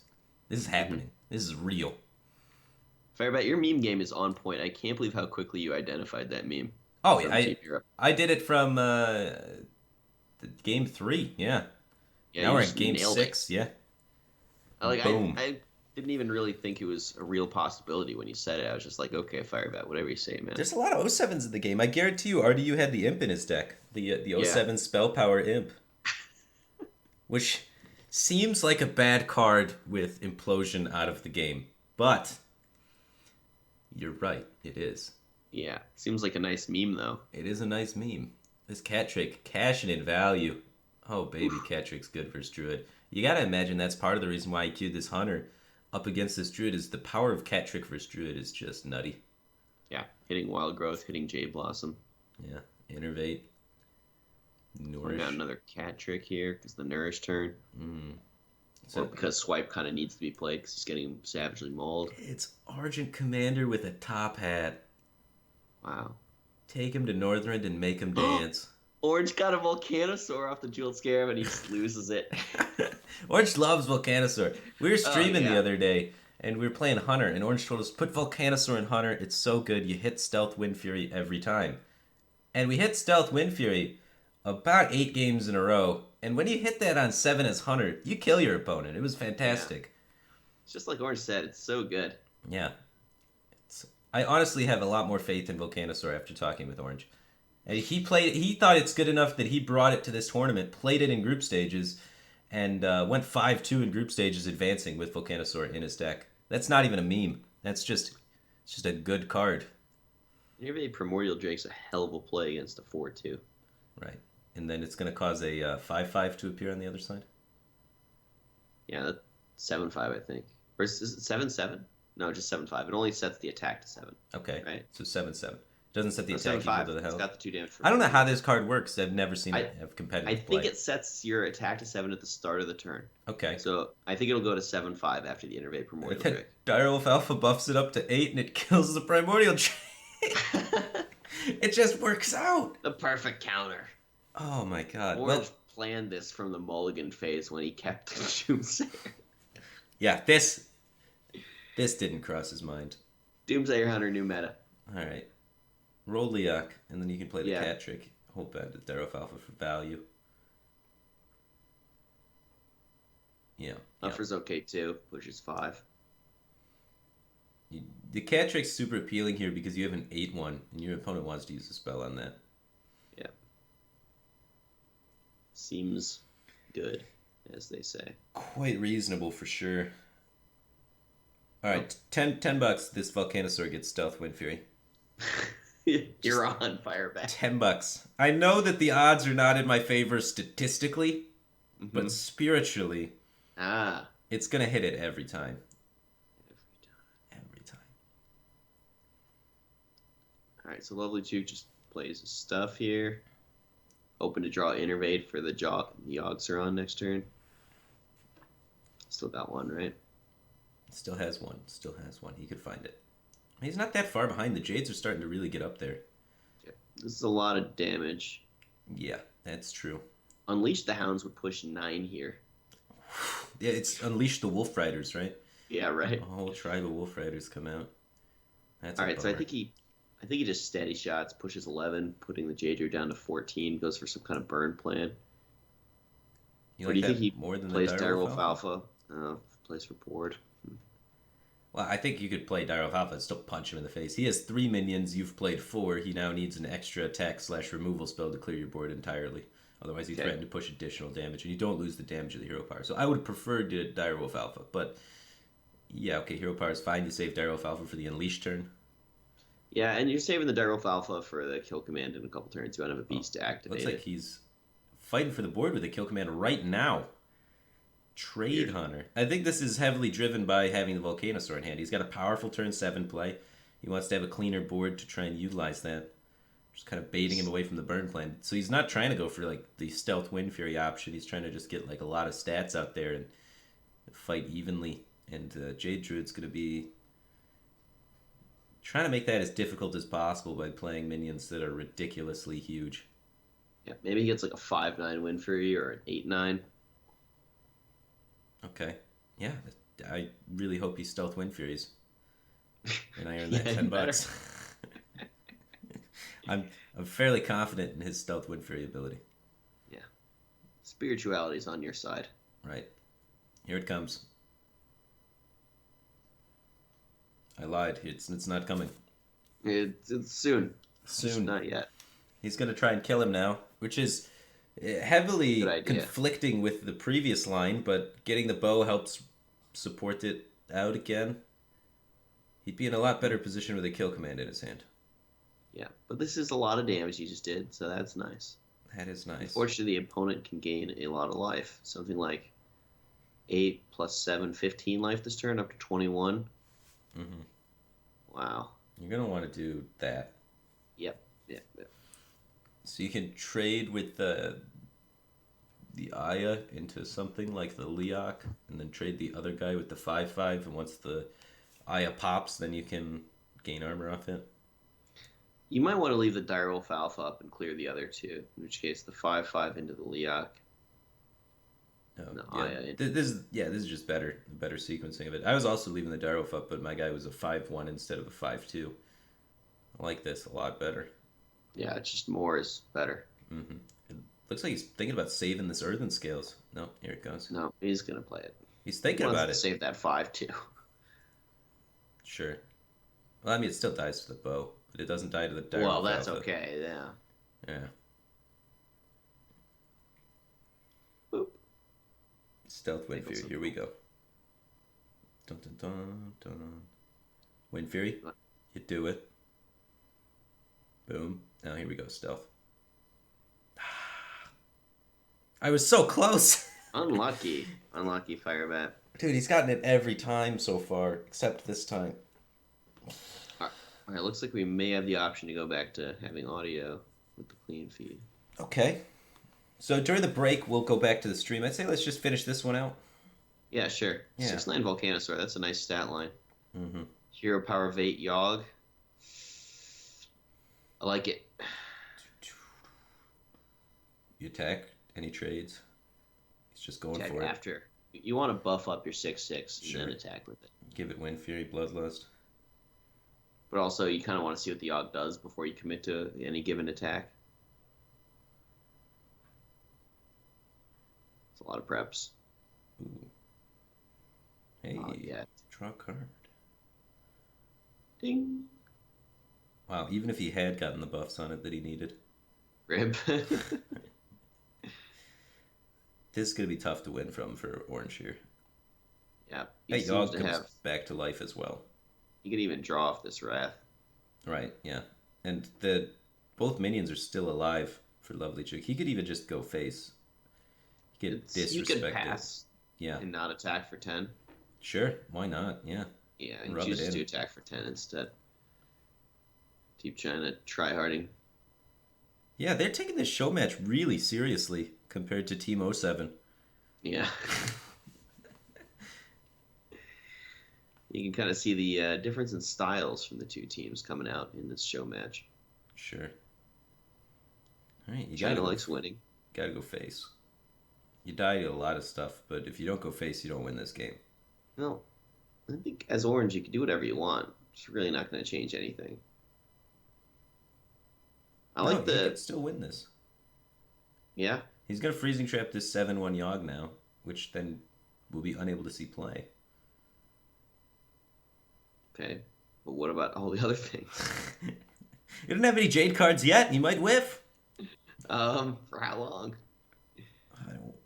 Because his Orange opponent's could at, draw King at Crush. 20 with a Tar Creeper. King Maybe he Crush. draws the other Volcanosaur. He can hit Stealth Wind Fury this time. Well, how about Wind Fury and +3 attack? Just really go. Okay. Investigating the secret. Yeah, Yogg might just not attack into this freezing trap. That would be a smart play Play by Thanos Lovely first for Juke. snipe. Yep. Oh, And- no snipe on the Thanos. You just hold it, play around the freezing trap, then it can connect the Yogg and kill him next turn. And that is going to be GG.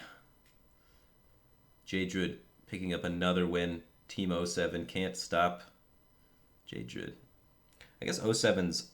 There isn't very many 07s in the game that are too good versus J-Druid. If anything, it's the one Orange played. the one Orange played, yeah, the Corrupted Doomsayer. That's the best 07 in the game for countering J-Druid. So if that can't do it, then what even can? Well, I mean, just keep throwing 07s at it and see what happens. Eventually, one of them will take it down. All right. We are going to go over to the other stream, see if we can get some audio back on this thing. So we will be right back with that.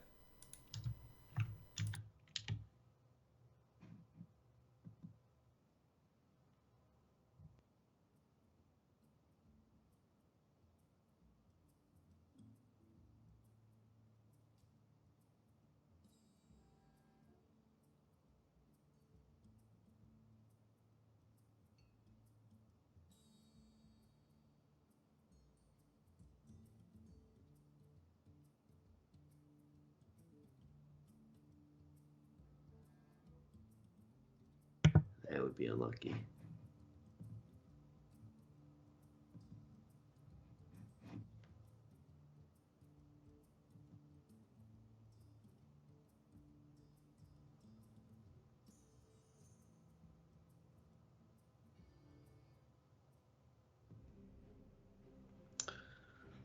All right, so China has a 5-2 lead.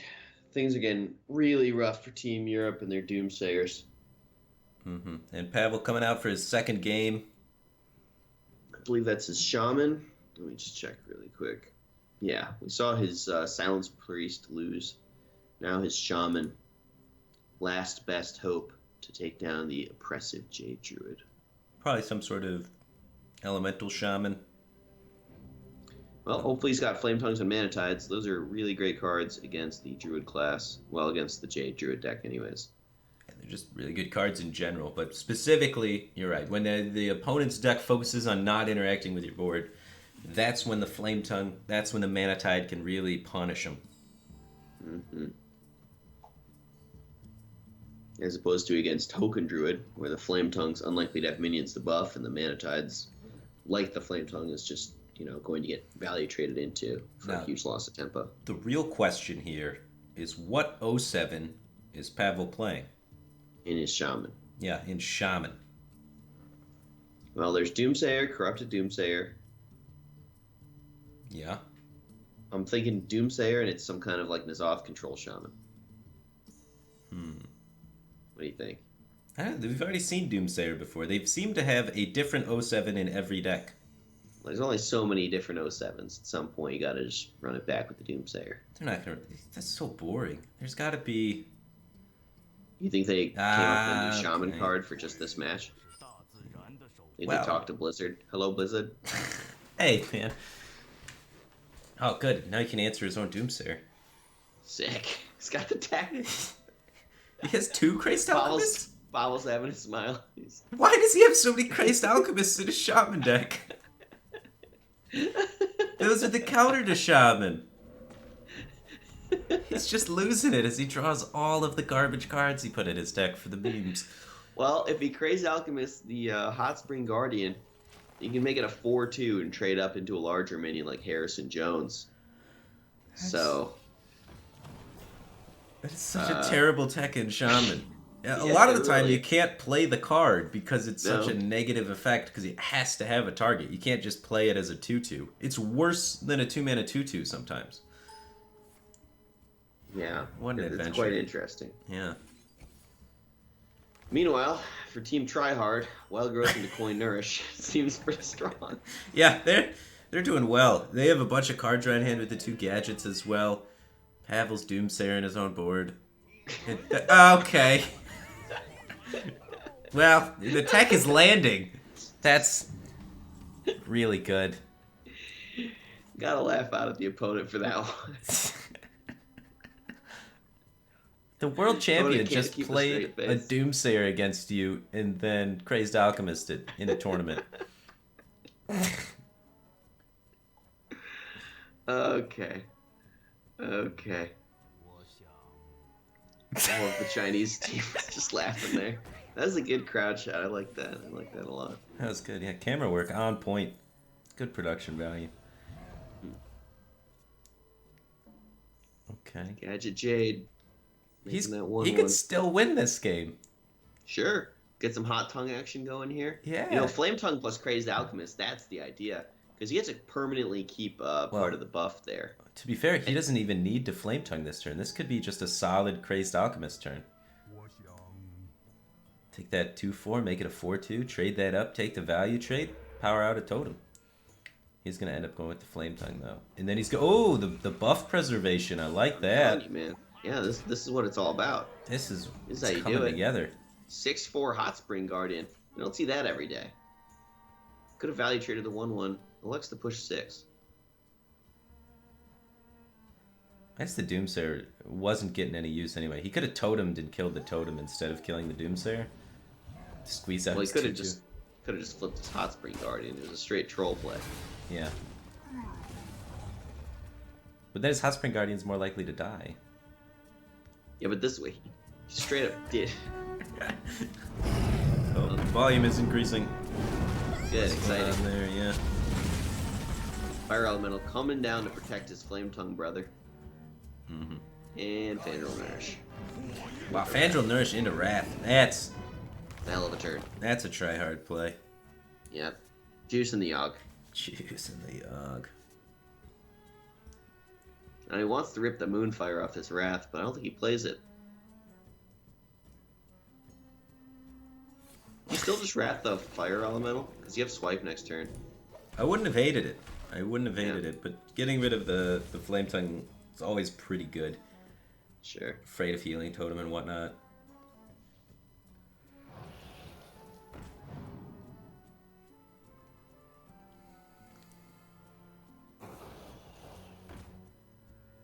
And Pobble.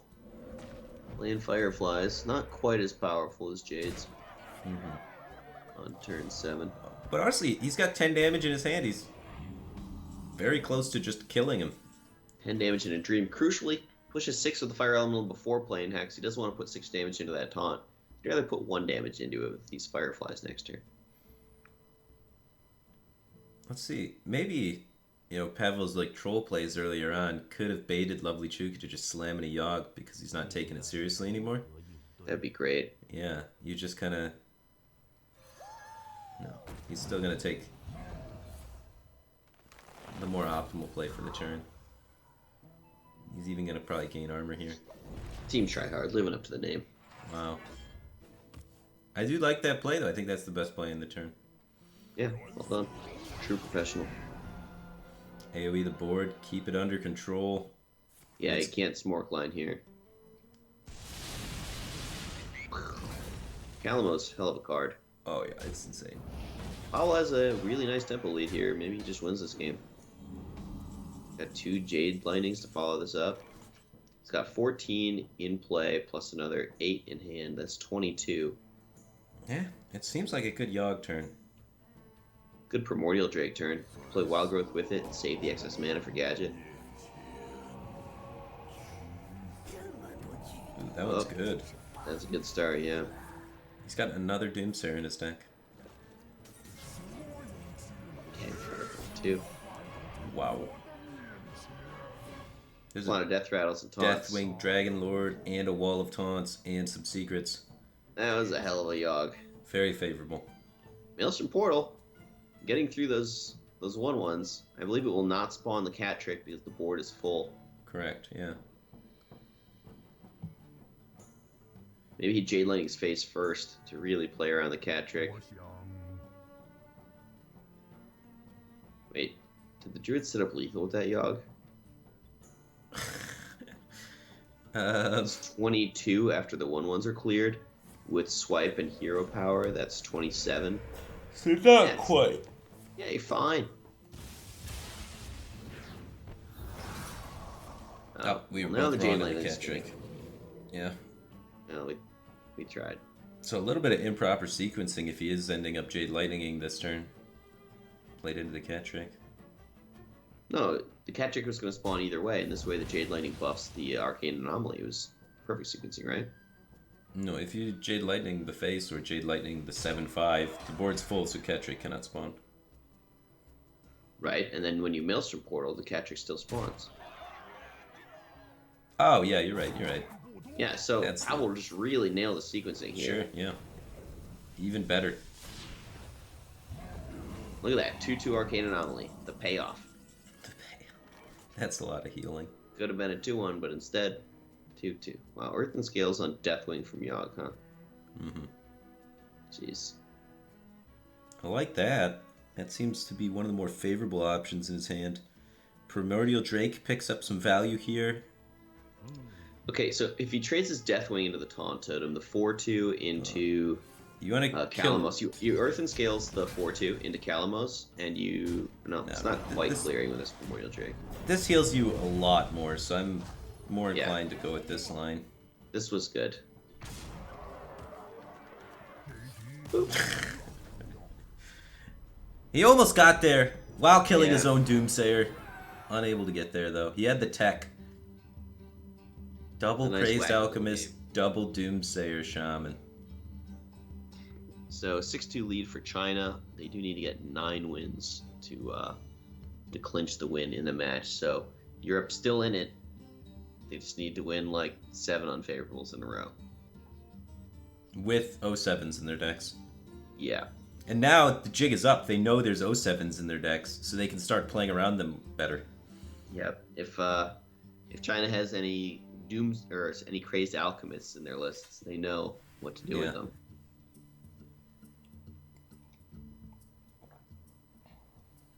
So Pavel should be standing up and being replaced, right?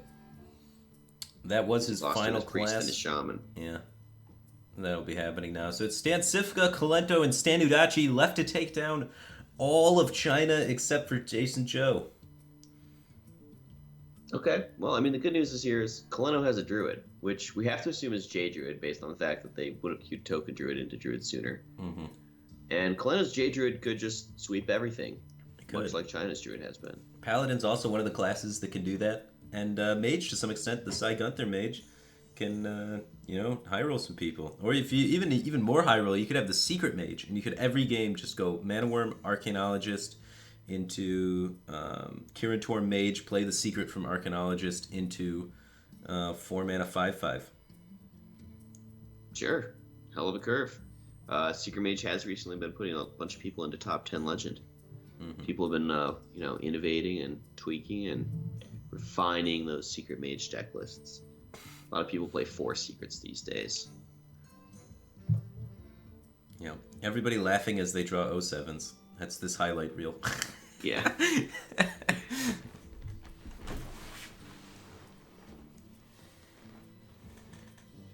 I would have liked to see a highlight of Orange drawing the Volcanosaur off his macaw.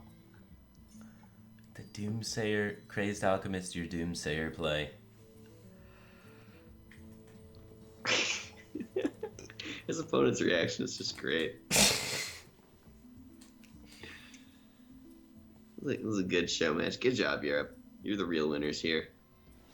Well, except for the Hearthstone part. Yeah. Yeah. That one. Unlucky. Unlucky is what it is. Yeah. I felt they really teched for the matchup well. Yeah, they Jade Druid. You know what beats them really well? Crazed Alchemist. For their 5/5s and 4/4s and 6/6 Jades. Shut up, buddy. Targets the Jade Behemoth, okay? It's a 2-mana 2/2 deal 3. It's like It's like a medieval valet for any class. And it's good versus the Primordial Drake. Yeah. It's better than medieval valet. It deals 4. Yeah. It was okay back when they played Ancient of War, but they don't even play Ancient of War anymore. You know what? You talked me into it. 2 Crazed Alchemist in every deck so I can target Primordial Drake. Why not Black Knight? Nah. I'm gonna need the Crazed Alchemist. Wait, you can play 4 Crazed Alchemist now. There's a 4-mana version as well, right? Yeah, there is the big Crazed Alchemist. It would not surprise me if there's one of those inside the European lineup. Sure. It's just a sweet combo with your 07s. Yeah, we've seen it demonstrated there earlier on in the highlight reel with Pavel. All right. Very powerful. We are going to take a quick break for the commercials. We will be right back with more 07 action.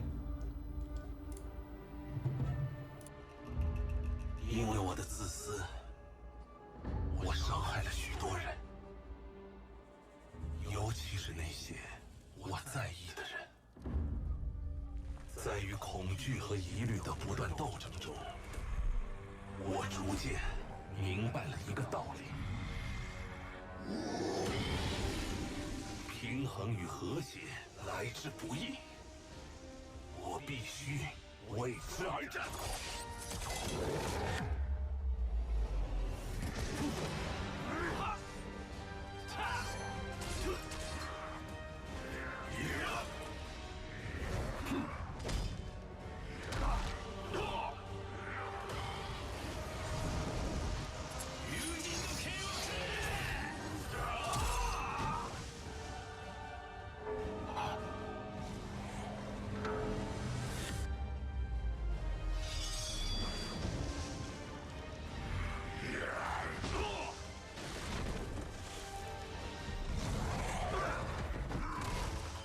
但是，这场征途还让我明白了另一个道理：我不是一个人在战斗。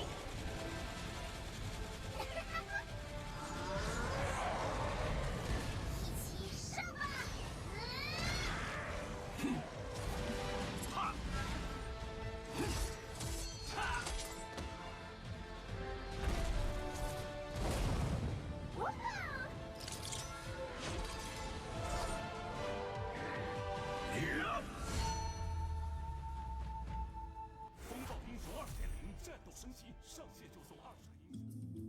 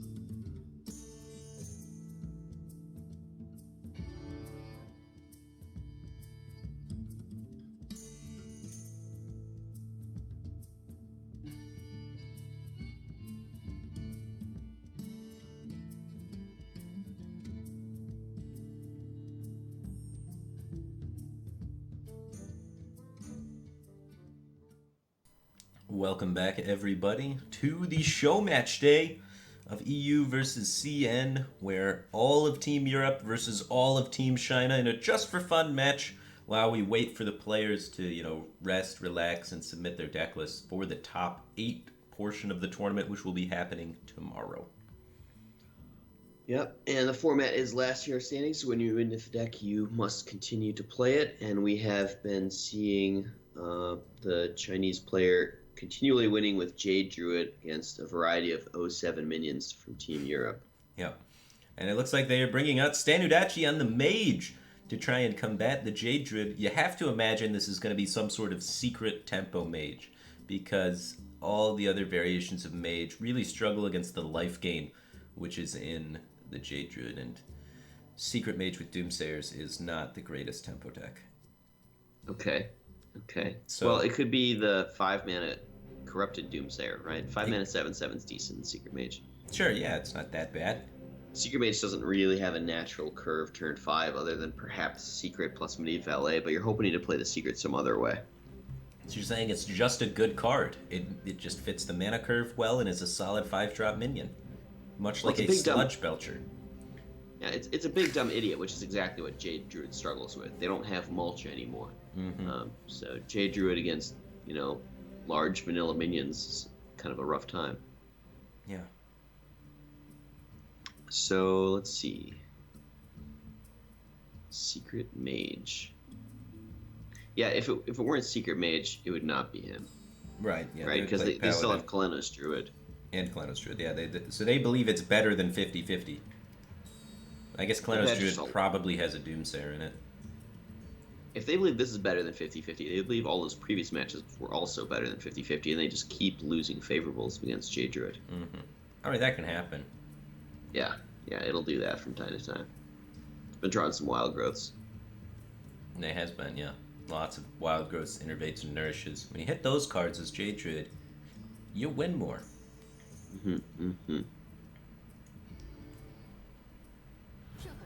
Let's see. Alright, it is Infinite Fireball Mage. Why didn't they queue this up sooner? This seems like an insane matchup against Jade Druid. Yeah, Jade Druid's extremely slow, which gives you the ability to draw through your entire deck and find the... Oh, it's not Infinite Fireball. He's got Alex. He's going Giants Alex. Oh, interesting. Giants Alex has a limited amount of damage. Infinite Fireball does not. But Giant Alex has one less card required to complete the combo. Yeah, and the Giants and the Alex are just kind of better cards on their own, whereas the Infinite Fireball's deck has some clunkers. But this is confusing. He has Alex, and we also saw in the mulligan the 4-mana copy card, which is not generally played in the Giants. No, I've seen that in the Giants Mage as like a 1-of, or even as a 2-of. It does a variety of utility things. One thing you do is copy a Doomsayer with like Frost Nova Doomsayer and copy it in some matchups so that they can't clear both Doomsayers. But mostly what it's doing is it's a 4-mana 8/8, which, finds ways to be good. Okay, yeah. It's clunker. It just gives you a lot more flexibility. You can randomly play out an 8/8 earlier in the game and then still have enough 8/8s later on for the whole OTK plan. Okay. So as Jade Druid here, seeing this start, what do you draw 3? Yeah. Oh, wow. He's going to be exhausted. He was going to draw 3 really quickly. Right, I thought he was drawing 3 and curving into Fandral Wrath on the Acolyte. Yeah, I would have liked to see that as well. I guess he's just really confident in the gadget to reload his hand. I mean, he's going to be able to get double 4 out next turn, which is way more pressure, way faster, right? So maybe he's thinking, I can't let this game go long. I don't have time to draw. I just need to ramp crystals and start pushing face immediately. Sure. So, Coin Cabalist Tome for Standardachi is one option, but he goes to Arcanologist instead. Yeah, having Coin's super great in that deck because it counts as a quest activator. Yeah, quest just gets much easier. Which would be really frustrating if Quest Mage were a better deck. Yeah, because half the time they're just like way ahead. Yeah.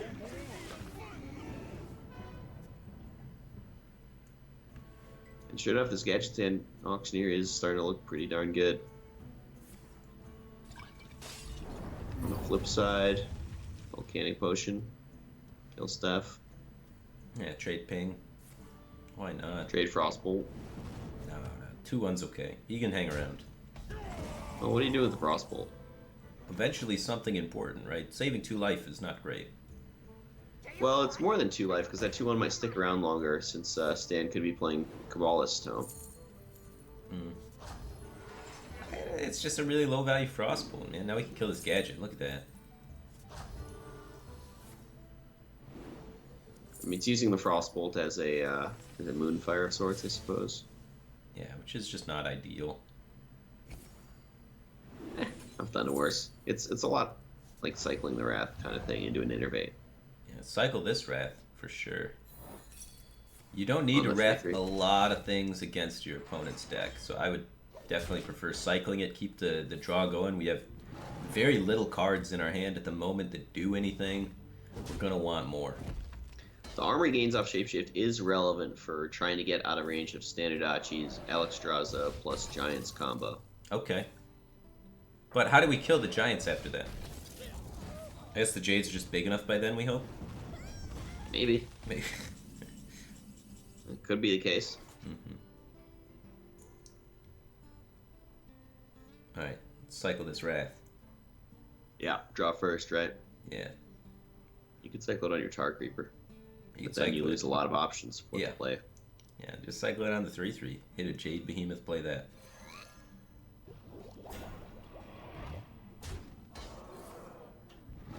Alright. He's holding on to this Wrath. He really For the values it. Doomsayer. That's why. I'm serious. Oh, yeah, he's got Wrath Swipe to kill Doomsayer comes Doomsayer. out, he Wrath swipes a Doomsayer. Okay, yeah, that's why he's holding on to it. That makes sense. It's a good point. Well played. 听说你想要一个法术，我这里有啊。 You do need to have an answer for that. Tomes into tomes, stand going for infinite value. Cycle this Wild Growth if he wants to. His deck is still pretty thick, so I'd recommend it. Thick. Yeah. Picking up that Wrath, he's thinking about it. I mean, his hand's just so dry. He needs anything, man. He figures he'll draw another way to deal with Doomsayer off this Wild Growth. Well, he doesn't need a way to deal with Doomsayer because his opponent's not going to Doomsayer. He doesn't have anything.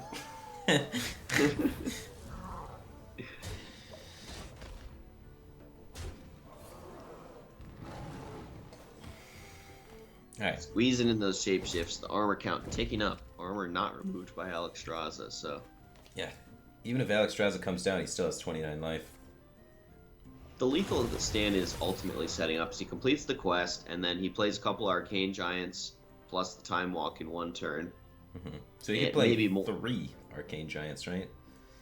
Yeah, potentially 2 Molten Giants alongside that as well, if he gets his opponent to pop the Ice Block. Oh, wait, once did they play Molten Giant in that deck? You can play Molten Giant because you have Ice Block and Alexstrasza and Time Walk. Hmm. It's an option. That's kind of like one of the arguments for the Giants Mage is that you could play Molten Giant and win some games against aggro that way. At that point, Ice Blocks and Molten Giants. I don't know, that seems like a lot of dead cards. It's not necessarily in there, but it's an option. It's a tech option. Okay. I've actually never really played the Giants version. I just played the Infinite Fireball version. Yeah. Yeah, the Infinite Fireball version would be insane in this matchup. Oh, yeah, you win like every Really? time. Yeah, they would have queued that up first. It's a pretty nice last hero standing deck, too, because you get a guaranteed win. Although I guess the downside is you get a guaranteed loss when they counterpick you with anything that can go face. Yeah. But you get a guaranteed win versus like Jade Druid, Taunt Warrior, a couple of those kind of things. But yeah, then, Question is, like, do you want to use your mage class for that effect, or do you want something more powerful out of mage? I think you want something more powerful. Mage is one of the top classes right now. I think it's in like a really Yeah. good spot.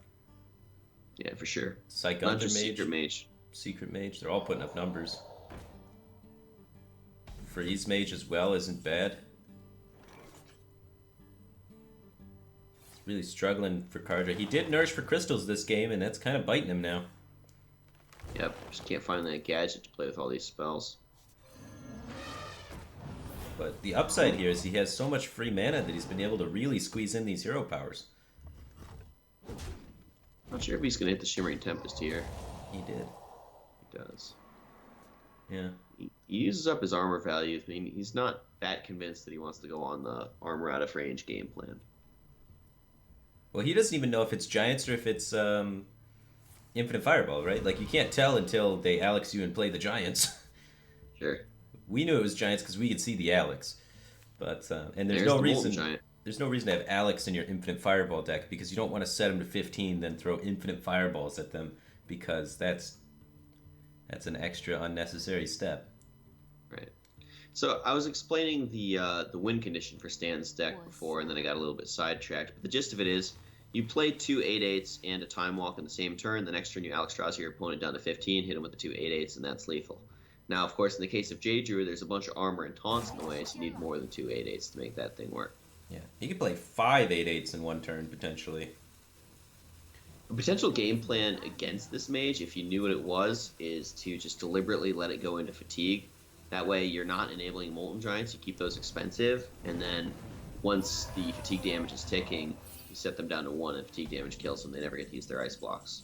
Right, but the issue with that is, if he's Infinite Fireball Mage and you go with that game plan, you can get Infinite Fireballed every time. Yeah. So it's kind of weird. In Lovely Chuke's position, he has to be able to somehow identify from only Freeze Mage cards which kind it is to be able to play against it absolutely perfectly. So there's just no way he can possibly do that. He would just have to guess. It'd be a calculated risk. Right. What he could do is he could say, based on the fact that you didn't cue this deck earlier, I don't believe it's Infinite Fireballs Mage. I think it's maybe a Molten Giants Mage. Sure, and then adjust your game plan knowing that. Yeah, but he's already started attacking, so that's clearly not what he's doing here. Mm-hmm. The Molten Giants discounted. And there's stands 07. Not quite as funny in this deck since you have Frost Nose. It's a very real card. Yeah, it's just pretty standard. Staple in the deck, if you will. Ooh, more 8/8s. Yeah, that's a really cheap 8/8. Goes with the Frost Nova, though. Cheap freezes are good, too. Yeah, you could play Alex and Frost Nova the same turn. Yeah, that's a good play. Hitting Frost Nova off Glyph is disgusting for that fact. So, might be a good time to put up an Ice Block. Yeah, and then try and go Alex Frost Nova-ish. You don't have to do the Alex after I don't think you the, want an Alex Frost Nova. But you could, though, just to play an 8/8. Because you don't have to do it after... Like, Druid has no healing of their health. It's just Armor Cane. Or then you can go all the Giants into freeze your board, punch you in the face with all the Giants. Yeah. I would like to use the Frost Nova with all the Giants. You could do that, too, yeah. It's like a time lock, but for 1 mana, because Druid's removal sucks. Yeah.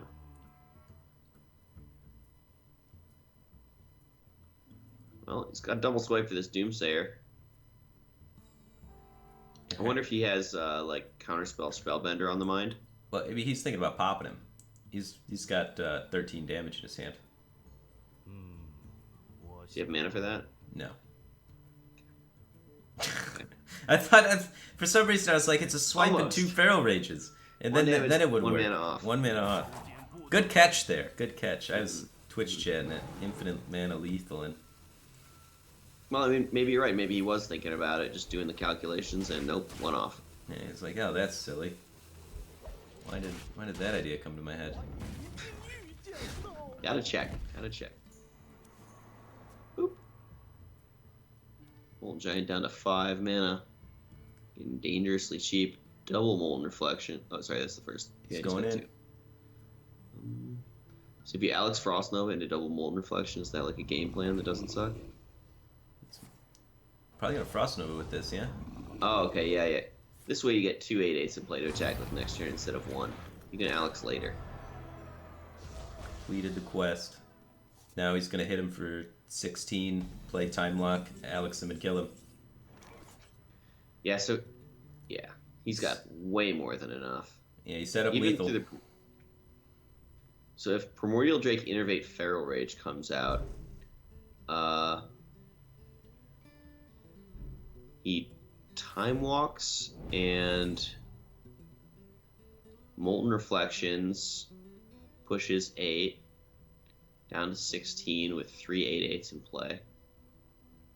With the Primordial Drake, he would live, but he's choosing to hold back the Primordial Drake, and this is going to allow Stanudachi to push 16 Molten Reflections time lock, set him to 15, then push 24.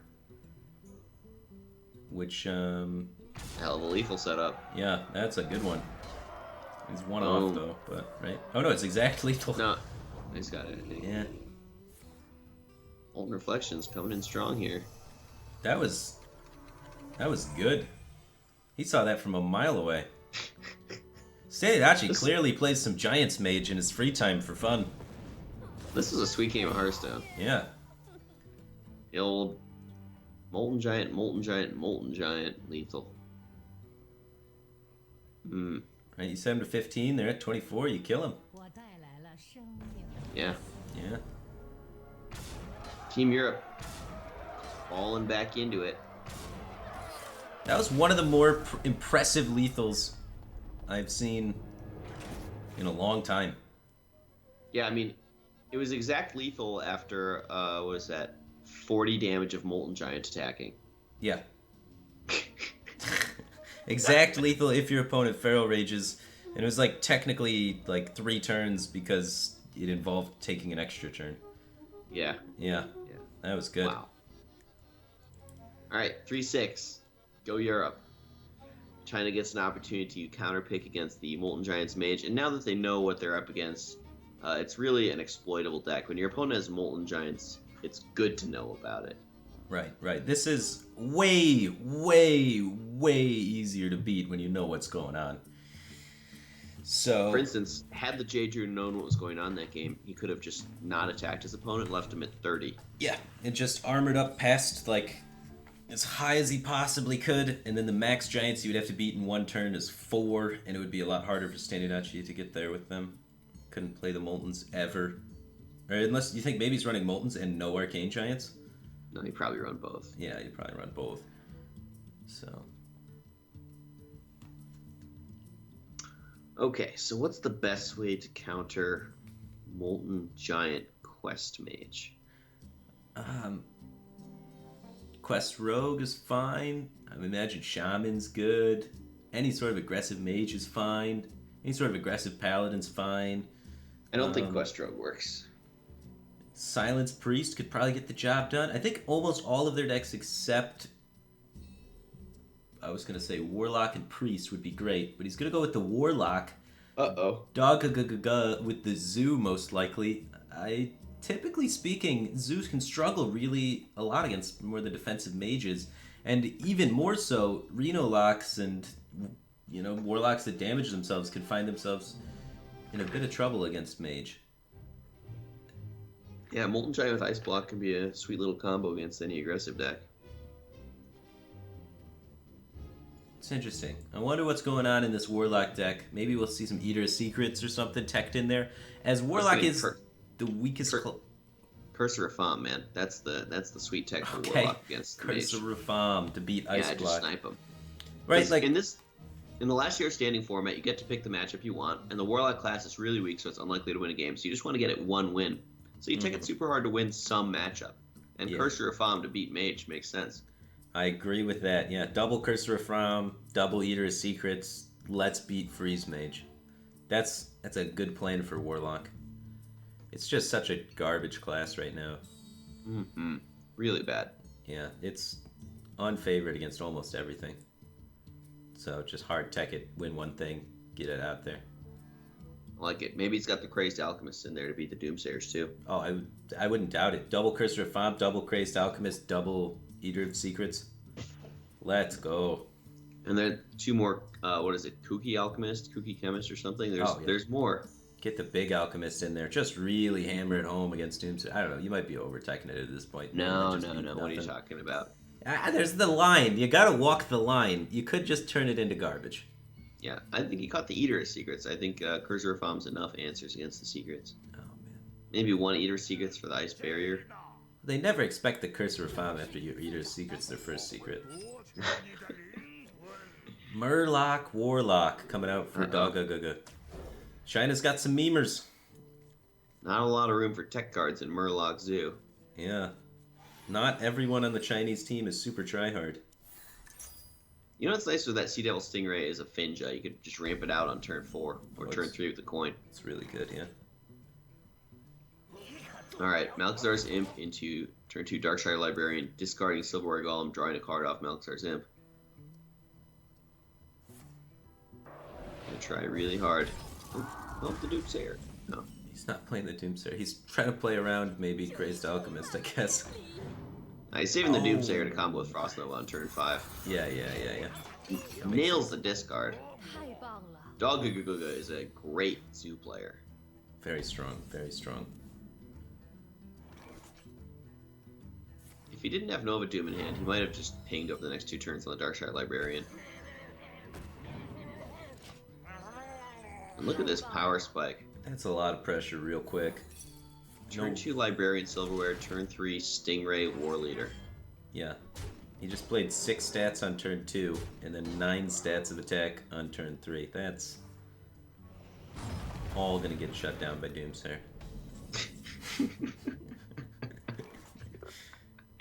Right. Needed that tech card. Let's see if he can find Tappa. the Crazed Alchemist. Let's go and tap Malchazar's Imp here, send up for the Doom Guard. He's going Malchazar's in. Guaranteeing the discard on the Silverware Golem. Okay. And Nova Doom's gonna need to rip this Crazed Alchemist. Did he prep for EU's 07 lineup? Brutal. One last chance. You tap for it. If he had tapped the previous turn, he could have still not cleared it. But he could have put it to 1 health before losing all 7 minions.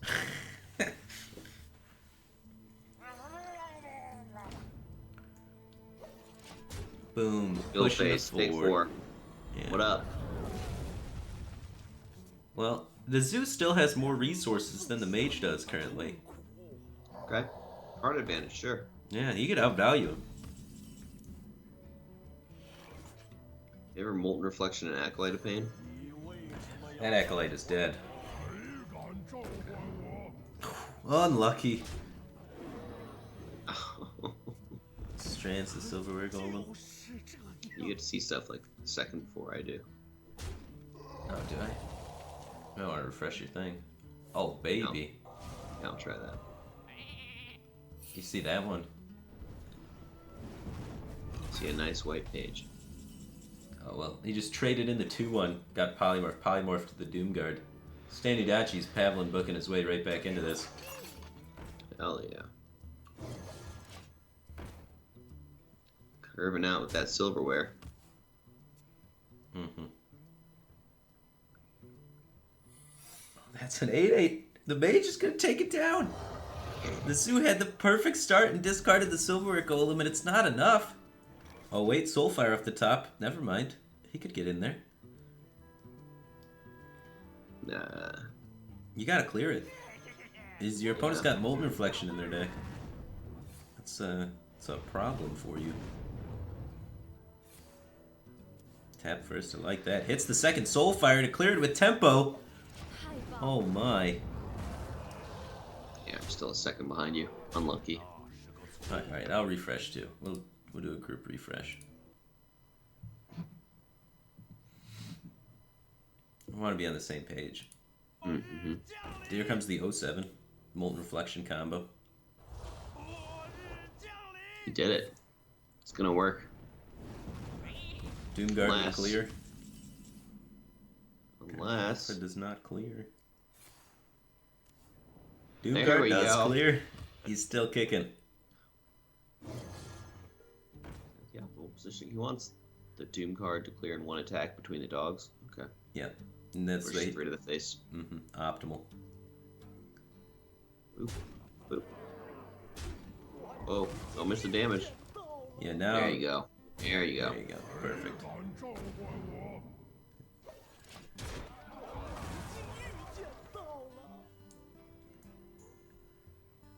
Man, I thought the Mage was gonna get there. This is a crazy game. Yeah, Alright, there's- Alex for 1.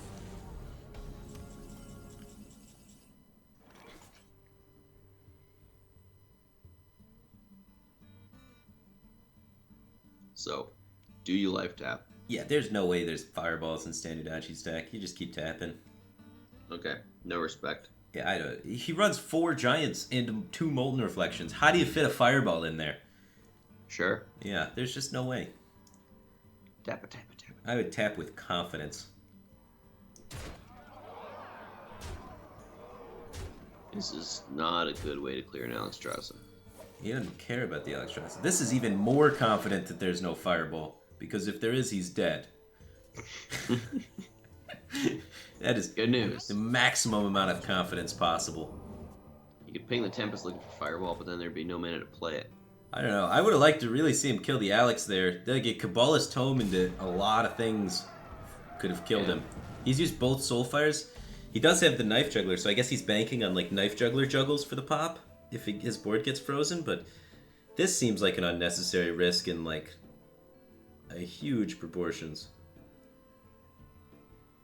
He could have cleared it Mage. with 2 minions.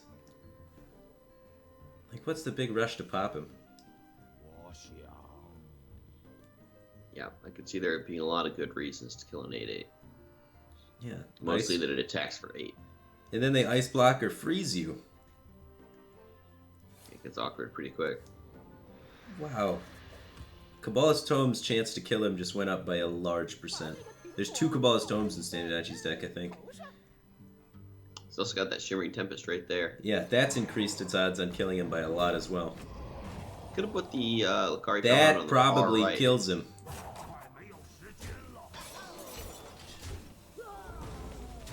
Could have put the Lucari Felhound on the far right next to Dire Alfalfa. Doesn't even want the buff. No. Alright, he's probably dead. Not He's yet. still alive! That's unlucky. Oh, do any of those do anything? No. No, I mean, you take Okay. Vape, right? I don't know. I think it takes Mirror Entity. Sure. None of them Let's matter. kill him. No. He's dead! R.I.P. That's unlucky. Standard Achi knocked out. Zoo too strong for him. Discard Murloc Zoo. Getting the W. Discard Murloc Zoo. How would you do that into Mage? I don't know. Memes? There's no way that's your best matchup. There's with the remaining classes, I believe that's got to be the worst or second worst deck to possibly queue there. But I don't know. Maybe China just wants to get some memes out there. They feel bad that the casters are calling them tryhards because they brought all real decks, and they're like, "Hey, dog, Murlocs. we got some Murlocs. Don't worry." Fair enough. So, Europe gets to try and counterpick Murloc Zoo. You're gonna want Hungry Crabs Okay. or a deck. Well, they got Doomsayers. Those are pretty good. We didn't see any Crazed Alchemists, so Doomsayers could work out for him. What the China team really needed in this match was a bunch of Crazed Alchemists in their lineup. Yeah. They didn't have a Crazed Alchemist guy.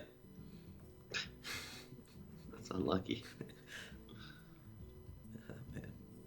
That'd be a fun way to... That's a memey way to build a lineup, right? You just have one guy that brings all the Crazed Alchemist, one guy that brings all the anti-Murloc, one guy that brings all the anti-Secret, one guy that brings all the anti-Pirate, you know, and so on and so forth. It'd be a funny memey lineup. Just hard counters things unbelievably hard. I love that on day 8 they rearranged the wine bottles. Yeah. We've been talking about it for days, and they finally did it. I don't think they've done it any other day. No, we were talking about nonsense. Yeah, we were just talking about nonsense, and then they finally did it just randomly on day 8 because they're like, fine, they keep freaking talking about it. Let's actually just do it. That's hilarious. Yeah, beautiful. Also, I'm wondering, see the wine bottles at the top that are like in the wall? In the wall. Are those like spelling something out? Oh, the one. No. I don't know. Yeah, they're horizontal, you know. The ones in the See the little cap. slots? Where you only see the Exactly. cap? That's the ones they moved. Well, I think they moved all of them. Okay, yeah. I don't know. It kind of looked like a picture of a fish.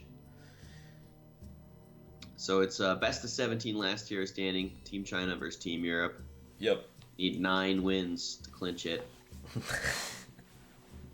Just 9. 2 more to go for China. 6 for Europe.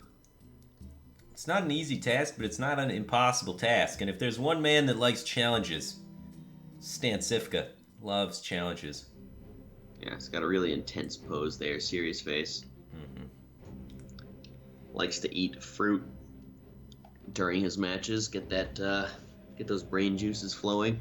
And he's got standards. Mm-hmm. So I'm thinking this is a control paladin because Team Europe has this 07 theme, which means probably Doomsayers, which means probably some kind of control paladin, maybe N'Zoth. Why would they ever bring N'Zoth Paladin after how horribly that went in the group stages? Yeah, but the 07 meme, that's the whole reason, man. Okay. Yeah, I mean, okay, I guess. You kind of have to Yeah. do it. Yeah. I hope there's a blessed Priced champion. in. I hope there's a blessed champion in this deck. What? Just, I don't know, I want to see some Stranglethorn blessed champion stuff with Doomsayer. Like, if you're going to play a Doomsayer Paladin, you use Doomsayers to stall out your opponent and then go Stranglethorn Tiger blessed champion him. That is some next level strats. Yeah. You ever think about Blessed Champion being sort of like a bad faceless manipulator for those combos? Oh, it always is, yeah. Okay. But Okay. I mean, it's better because it's a faceless with charge. That's the upside, right? Sure. Keeps Consecrate and True Silver. Great cards against Zoo to kill stuff. So Stampeding Kodo. Bit of a slow curve, though. No Doomsayer. He needs an 07. Yeah, needs to pull it out. So Dog keeps the 1-drop for 1, looks for a 2-drop for 2, and gets there. Maybe it's Holy Wrath Molten Giant Paladin. Maybe it's Mally Pally. Mally Pally. Yeah. How do you combo spells with Malagos and Paladin? It works a lot better in Wild. Okay. Yeah, The spells all cost 4. Yeah, well, there's Eye for 9. You can set up Eye for 9 with Malagos. 6 them that way. That's awful. Honestly, the deck wins more than you expect just by, like, burning the opponent out. You just True Silver place and Quality Conk their board at some point, and they just kind of take damage. Avenging Wrath. Oh, Avenging Wrath is just a good card. Yeah, and when you just Holy Wrath for 5 a lot with the deck, then it's pretty decent. Mm-hmm. You burn them out and Quality clear their board. Not a lot of action going on here. It's These Consecrated. Murlocs are nasty.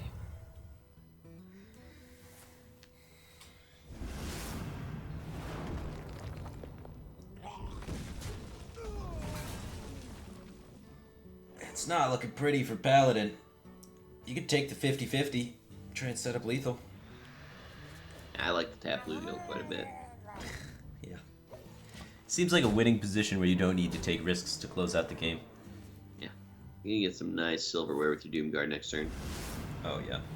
Most of the time. At least one silverware. Unless you're really unlucky. And then it's just awkward. There you go. That's what you want to see. That. That's perfect. Set up lethal. You don't want double silverware in play? I mean, yeah, that's obviously better, but... No. I mean, it's worse against the quality combos. Sure. 2 damage for lethal. You can tap for it. That awkward moment where your discard effects kind of anti-synergy with each other. Might not be able to put the silverware in play for free. Looks like he's so fire-faced. Smork is with him. Now you tap. See if you get lethal. Glacial Shard. Sure. Good against Sylvanas? Nope, that's a wild card. Doesn't get there. I like pushing all face. Oh, the Spike Ridge Steed draw. Put that on an Aldor, clearing the Glacial Shard. Both Soulfires have been used, so taunts are really appealing to protect that life total. Nothing goes over the top anymore. Unless he's got a Nightblade in there. Just hit him in the head. Trades. Alright, Knife Juggler. Knife Pretty Juggler, scary card. actually. Yeah, that goes over the top.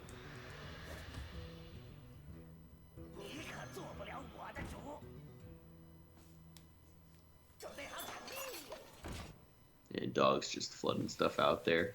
Try and get through this Spiker Steed the hard way. Looks like it's not going to happen for him. I think Stansifica's going to get this one very often.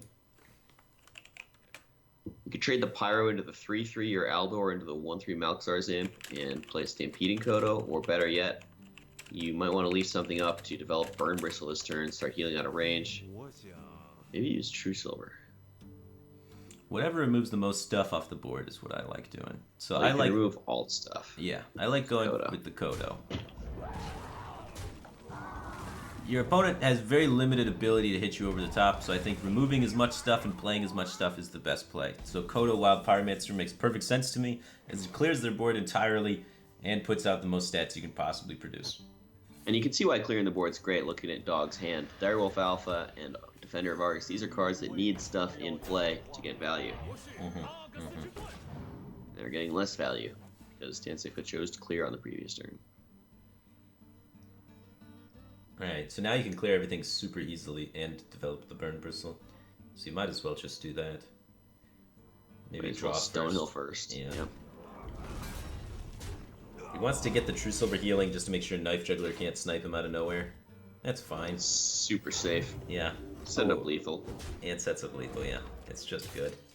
Why not? Screw Stonehill. Why draw when you can win? And this could kill him. Did he get there? Oh, the heal saved him! Because the True Silver heal. If he doesn't heal with the True Silver there, the Chittering Tunneler kills him with the Drain Life. Holy cow. What a play. He played around garbage cards because it is a meme deck format. If he had Fellfire Potion there, it would have been a draw. What a game. Think he's domed himself? Yeah.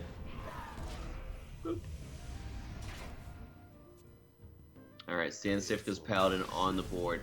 Gets the W. Gets the W. Removes Dog's intimidating Murloc Zoo deck. Now that the hard part's out of the way, Europe just needs to find 5 more wins. Yeah, against, clearly weaker classes than Warlock, Murlocs.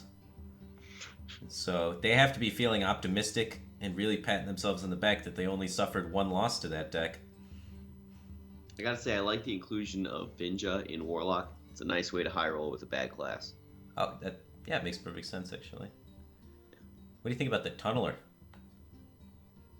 I don't know about that one.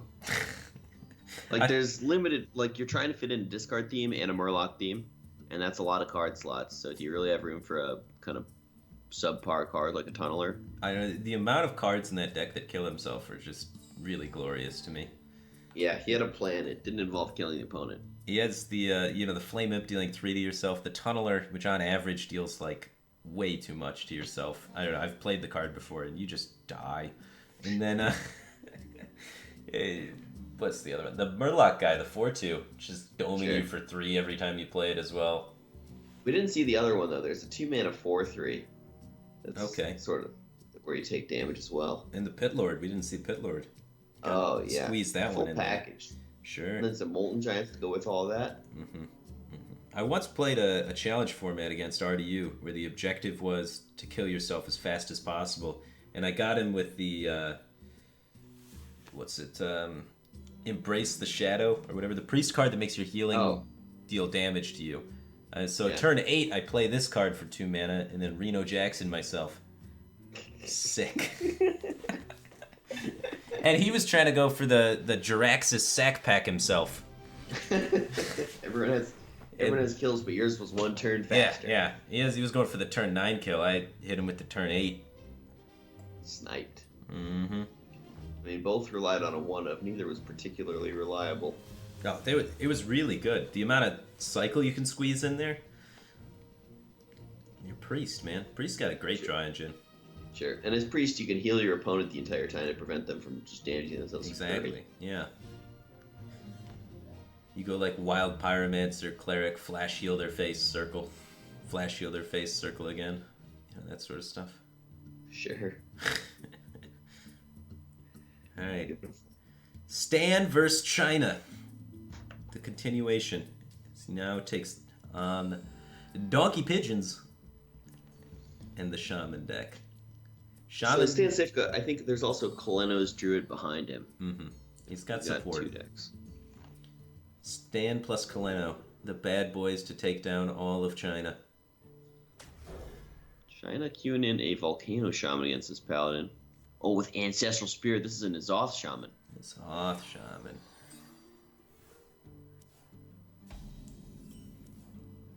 You know what interacts well with Azoth? It's Dirty Rat. Yeah. Sniped an Azoth in that late game. It works really well against the N'Zoth, but really bad against the Death Rattles, so it's kind of... it's a big gamble on that. You pull out a sticky Death Rattle, you're not too excited about it, because oftentimes, you play Dirty Rat when you're trying to set up for a board clear, right? So you pull out Karen, you're kind of sad. So Stan Sifka snap-picked the Getaway Kodo as that is the highest value secret, and he expects this to be a long, value-centric matchup. Mm-hmm. It's pretty tough to build Shaman aggressively at the moment, as they have no good class 1 or 2 drops anymore. Yeah, it's quite a change from the Tunnel Trog Totem Golem days. Yeah, they just almost always lose the early game board. Stan going for double Kodo. He knows what he's trying to do. It's not win a fast game. That said, he's ahead 4 minutes to 0 on board. You think at some point it might have been just like, maybe I should just go super aggressive and kill him. But you'll run into problems with the storms and the volcanoes, so I do like the Kodo play.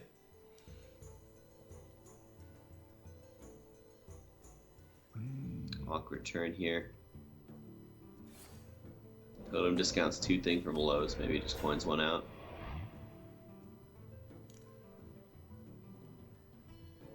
Well, yeah. Coin it out, the next turn, thing from below Ancestral Spirit. He could White Eyes next turn. That's only one 5/5. That's half as many 5/5s. Okay, you want double the 5/5s. Mm-hmm. All the 5/5s. He's He's got to try always to good against the 5/5. win the board back. Yeah, this is a perfect turn for Getaway Kodo since all of the minions on Saint Sifka's side are decent Getaway Kodo targets. Very clean use of mana and cards.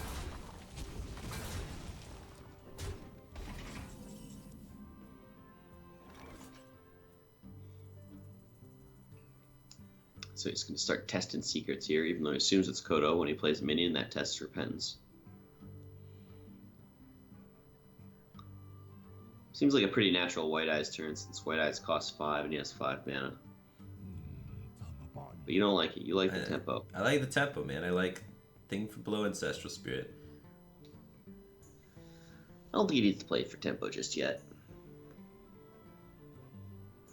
Why not? It's not really a tempo matchup. You might want Ancestral Spirit something else. Do you need more value out of the Ancestral Spirit? Isn't it 2 mana 5/5 good enough? Like, how much value do you need, really? You run White Eyes in your deck already. You run N'Zoth. You're expecting your opponent to be a mid-range Murloc Paladin. Like, I guess you have to beat Tyrion down the road, but it just seems excessive to try and, like, eke out even more value than that. 2 mana 5/5s are good. Okay. Okay. I hear you. You're making a convincing argument. Yeah. I'm on Donkey Pigeon's wavelength with this, man. So do you curve out with Sunwalker on 6, or are you looking for some kind of Aldor turn? 让我想想。 Aldor turn's a little bit awkward. If you Sunwalker on 6, you can Aldor True Silver on 7. Well, how much are we trading into this guy? How much do we respect the AoE behind this?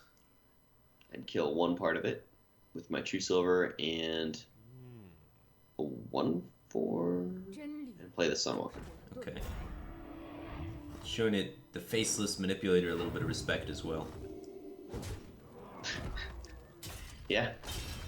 Exhaust Shaman could have that card. Yeah, it's getting stormy in here. Storm Tide, clear the board. Mm-hmm. Mana Tide protected from True Silver swings. Feeling comfortable on the board. So Hydrologist generated Getaway Kodo, which generated a Hydrologist, which may in turn generate another Getaway Kodo. It's always fun to watch that little loop. Stampeding Kodo kills that Tide. And there's the loop. Always That's the third Hydrologist for the third Kodo of the game. And there's the Faceless you were talking about. Mm-hmm. Just really good with the Ancestral Spirit if you can make that happen. He's looking at Jinyu healing his minion value trade at the Stampeding Kodo. Pretty powerful play.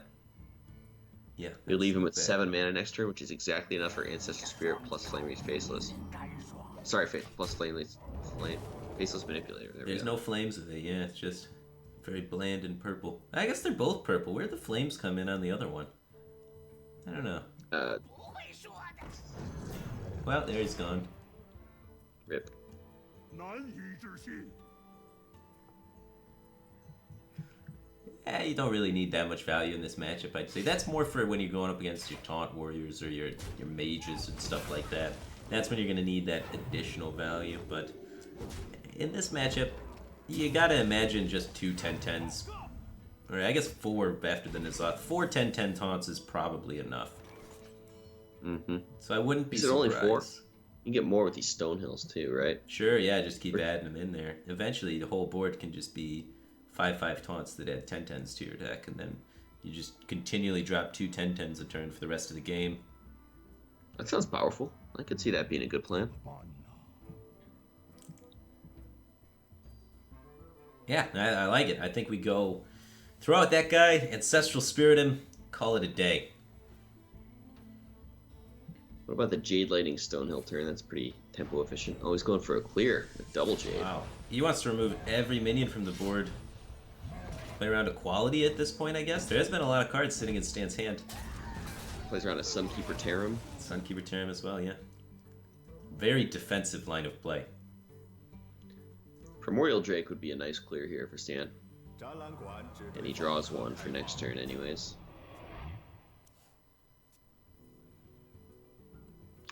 And no more Murlocs because he already drew both Hydrologists. He only gets 2 off the Curator.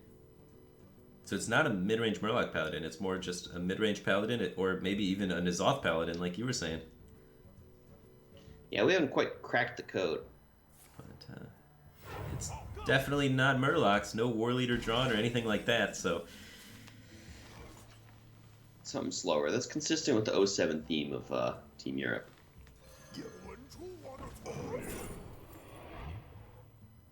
Well, Earth Elemental is the highest value pick, and this is expected to be a value-centric game.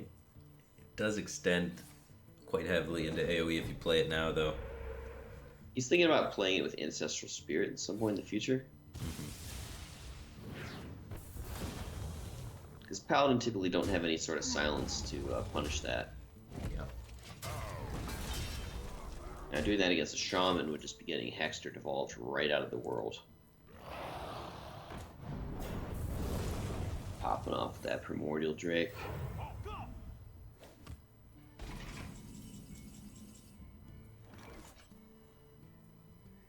Primordial Drake's a hell of a card. Yeah, continues to be an impressive card, and in a 2 of in most decks in Hearthstone currently. Just dominating the metagame, being good against aggro decks, mid-range decks, control decks, and being a 4/8 taunt. It's a fantastic card. It's like a Yogg that always is pretty okay. Single-handedly attempting to revive Black Knight into the metagame. Good job, Primordial Drake. Here we go.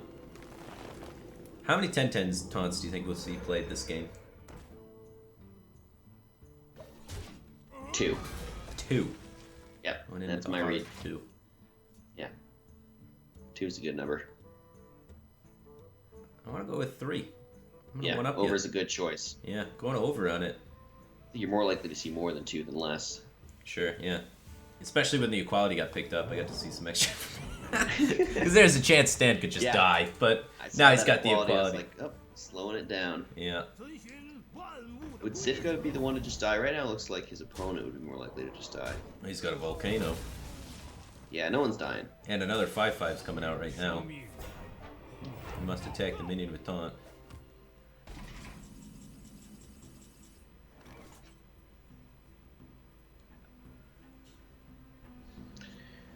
Lightning Storm is reasonably appealing here. So he goes the totem first, rolls Healing Totem. That affects how he's going to want to trade. Trying to high roll. Hit the left one. Doesn't get there.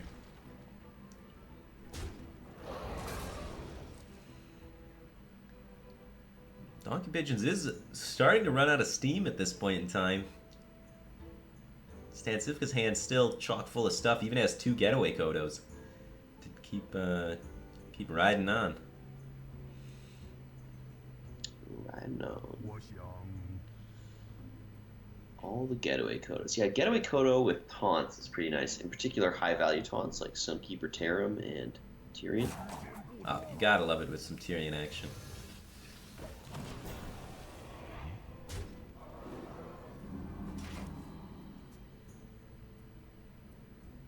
Wow. He is not dying anytime soon. Nobody's ever going to die. You talk about defensive options. Turtle power. Turtle power. All the defensive options.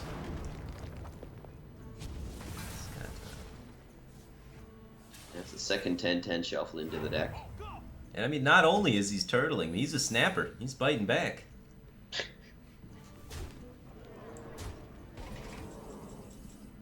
And there's an Azoth that gets 2 white eyes. What else? That He gets... plays Earth Elemental or Volcano. He can't Azoth next turn, but he Yeah. does need to do some defense here. That is awkward. That is a cock-blocked Nazoth. If he goes for Earth Elemental here, Terram Consecration is lethal. What if he rolled... Yeah, he's dead, man. Well, what if he Volcanoes? Then how do we win? Very remember, you're not. carefully. Yeah. Yeah, very. It's the best answer we got. Alright, well, it looks like 2 is an optimistic number for the number of 10-10s to be played this game. Yeah. Who would have Currently thought? at 0, and it looks to stay that way. Mm-hmm. We thought no one was ever going to... Oh, The Volcano does for make the play to 3. stay alive. Yeah. 1/5 maximum value of the card. And Let gives you your kill 3 opponent minions. a getaway Kodo. There's some good offensive options for Stan. Yeah.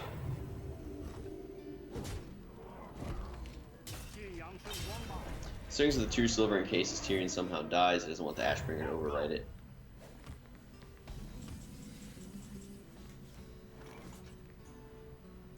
Well, if you Earth Elemental, you can't Nazoth next turn. Right. If you don't Earth don't- Elemental, you die. Technically, there's a chance. What if you... Roll Taunt off Portal and Hero Power. Yeah. Okay. Shield Bearer? No. 看上去没多大本事吧？ Got Earth Elemental or his Consecration just kills him. Yeah. Then Azoth is going to continue to be blocked. Getting let down by the team here. They're just not letting him come out. So if you tear him Consecration, you're 1 off lethal. Yeah. 7 damage. Because the Ashbringer hits for 5, Conk hits for 2. Well, that doesn't sound like the line. How about Aldor? 我想 If you Aldor Kodo, no. You don't like the Coda. No. No. You just... Going for a Consecration. Yeah. This seems good. Sure. 7 mana for Donkey Pigeons. He's gonna need another Volcano. And then another. He's just on the back foot and there's nothing he can do. Oh, Alright, wait, you can hold the devolve that phone. Aldor into a Doomsayer. There you go. There's an out. When there's a will, there's a way. 难以置 He 信。 needs an There we 07 go. from Team 07. Ah, that would have been a fitting way to do it too. Yeah, right? Team 07 gets devolved into an 07 to lose. Stan Sifka picking up the W. What if he just doesn't have any Doomsayers in his deck? What if he's the one guy who refuses to meme? Stan Sifka is a guy that typically does not meme too often. Of He builds the entire deck around having Doomsayers and then just cuts them. That's the next level meme. It's something Stan would do. It really is. Like, he always takes these meme decks, right? Whatever meme deck he plays it enough until eventually it's just a meta deck at some point. Like, his meme decks, he just keeps refining them and refining them and refining them until it's just not funny because he's just winning and it becomes standard, you know? Like... It's not funny, it's just awesome. Yeah. That's what it is. Yeah. But that would be hilarious if he just cut the Doomsayers. It'd be something he'd do, like, you know, like a couple of hours before the event, too. He's like, yeah, I'm not feeling the Doomsayers. They're not working for me, guys. I'm just going to cut them. The whole team's like, what the hell, man? Alright, best of 17 last hero standing. China up 7-5. They get the opportunity here to counterpick Stan's Control Paladin. Right. They've learned a lot more information about it now. So that's good for them. One of the things that's amazing against Control Paladin, or even just slower forms of Paladin in general that rely on equality clears, is mid-range Paladin, because all of your minions are threatening. But they're going to go with the Mage. I was expecting the Quest Rogue from Omega Zero. All of their options remaining to deal with Control Paladin are all exceptional, except Priest, maybe. So you have to still be favoring Team China, both on score and decks remaining. I'm sure they want to save the Quest Rogue to deal with Kalento's Jade Druid. Well, I would use it for both, just sweep them. Yeah, but you have more chance for it to connect with the Druid if you don't use it for the Paladin. You really want it to connect with the druid, right? Mage is I terrible. really against the wanted to druid. connect with the paladin. How does paladin beat a quest rogue? It doesn't, but Yeah, not at all. but it could. There's a % chance that it does. And how does mage beat the druid? Done. So might as feel well like keep it up Jade here. I think quest rogue might have a better chance against slow paladin than Jade Druid. Okay. Because Jade Druid can like innervate stuff out and attack. Slow paladin is slow. It is in the title there. Yeah. But slow paladin was fast enough to beat slow shaman. Well, what does that mean? Like tortoise against the tortoise. I guess somebody wins. Yeah, well. One of the tortoises was real, right? Like, slow paladin's a thing, slow shaman's just not a thing. It's kind of an imaginary turtle at that point. Imaginary turtle. That's, This is some good casting we're doing here. I mean, how else would you define the deck in means of turtle? No, you nailed it. Yeah, it's just what it is. Alright, so we got mage against slow paladin. What kind of mage would make sense?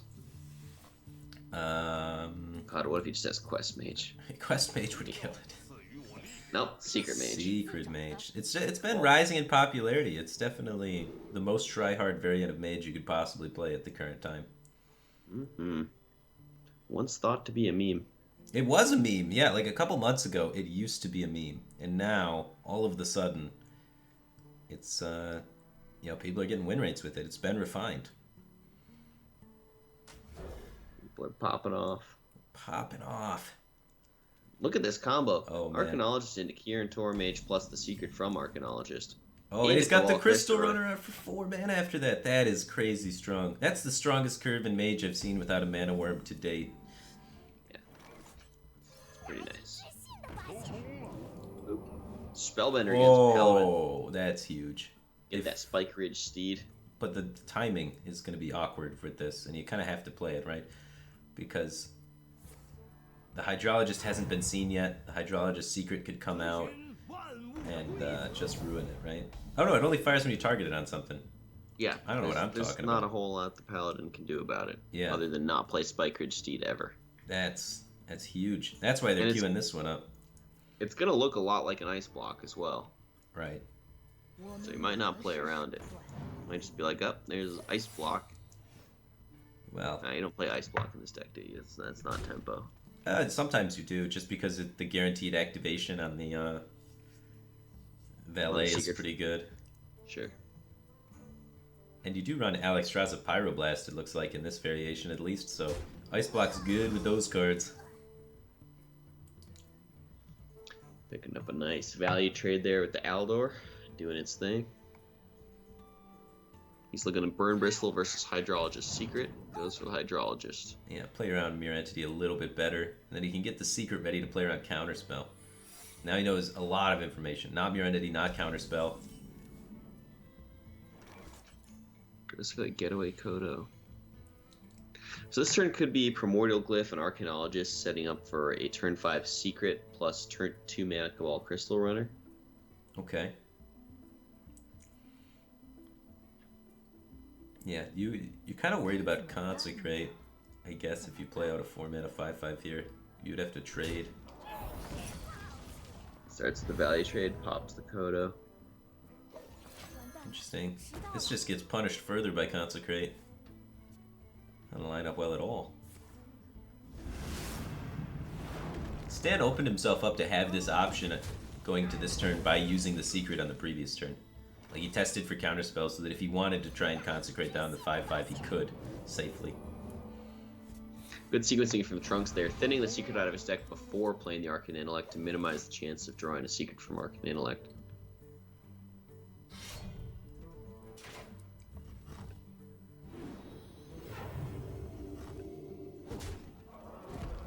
So what's going on here? Stan Sifka getting to the late game, not suffering too much from early game pressure despite a strong curve from Trunks. Right, but the curve from Trunks isn't stopping. Like, Well, look neither at is the that. curve from Stan Sifka. It just keeps going. 6, 7, 8. Yeah, but it's 6 mana 4/4. Not very good against a 6 mana or 5 mana 4/6. Yeah, but he can afford to fall a little bit behind because he's Paladin. He has good recovery tools all the time, stuff like Primordial Drake or Quality Clears. Okay. It's kind of how control decks function against faster decks is you're falling behind, but only by little bits, and you have good recovery tools. So Portal on 7 just doesn't deal well with this Burn Bristle lining up against your bully. That's true. But what can you do about it? You could ping the Burn Bristle and glyph up some kind of secret, but if you spot remove the Burn Bristle, there's still a Hydrologist against your bully. I think the bully's just doomed. You could high roll this glyph. You could high roll a taunt off the Firelands portal, nail an Earth Elemental to protect your bully. Sure. What do you want to high roll on the glyph? Some kind of Blizzard Cone of Cold? Something like that, yeah. Mana Worm, then just like hit Blizzard. It's pretty good. He's just gonna go for the definitely more conventional, less risky line of play, which is Firelands Portal. Hits a great minion off it too. Halazeel offers a lot of healing potential. Not that Although the it. healing may not, yeah, it's not at its most relevant against slow Paladin. Right, We 4/6 have not- with upside is good. We haven't seen any reason to believe that there's N'Zoth in Sifka's deck. We It have, seems to be just a control Paladin without N'Zoth. yeah, it does seem to be that. Very similar to what the Chinese players were playing. Yeah, well, the N'Zoth was terrible, so maybe this is just better. It is definitely better against faster decks. It was usually having a really hard time closing the game, but yeah, it's been working for him. That's why Hydrologist into Kodo just every time. The more Kodos you can get off Hydrologist, the better. That's for sure. Got Kodos in his deck, Kodos in his Hydrologists.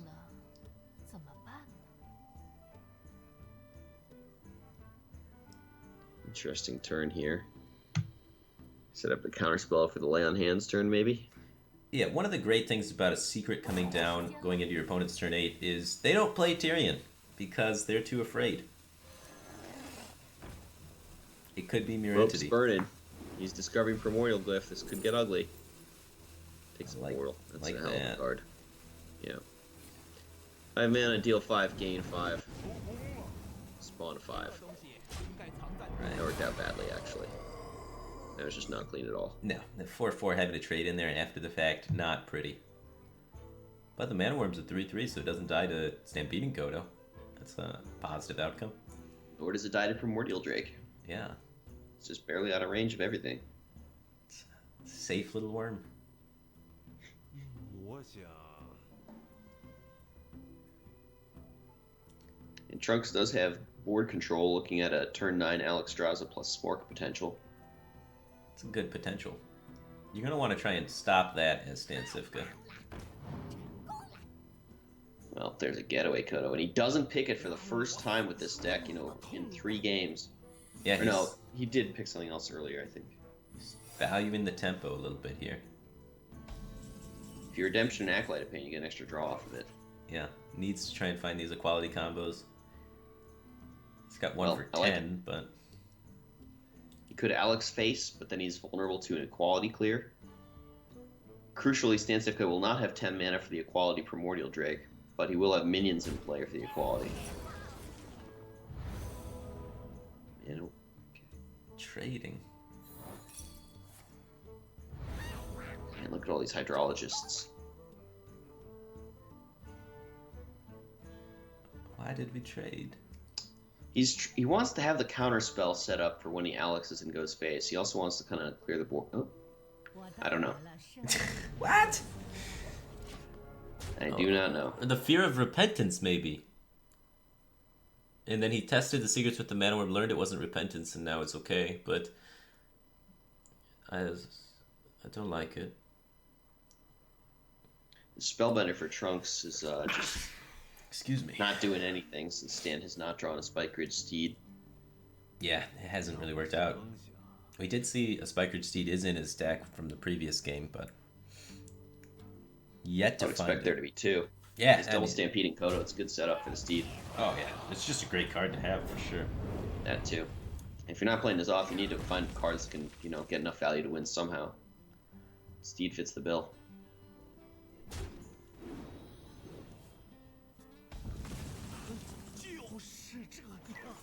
Antonitis Counterspell. How does a Paladin deal with that? Sometimes they can Elder or Kodo it. And they need to play a spell before their equality.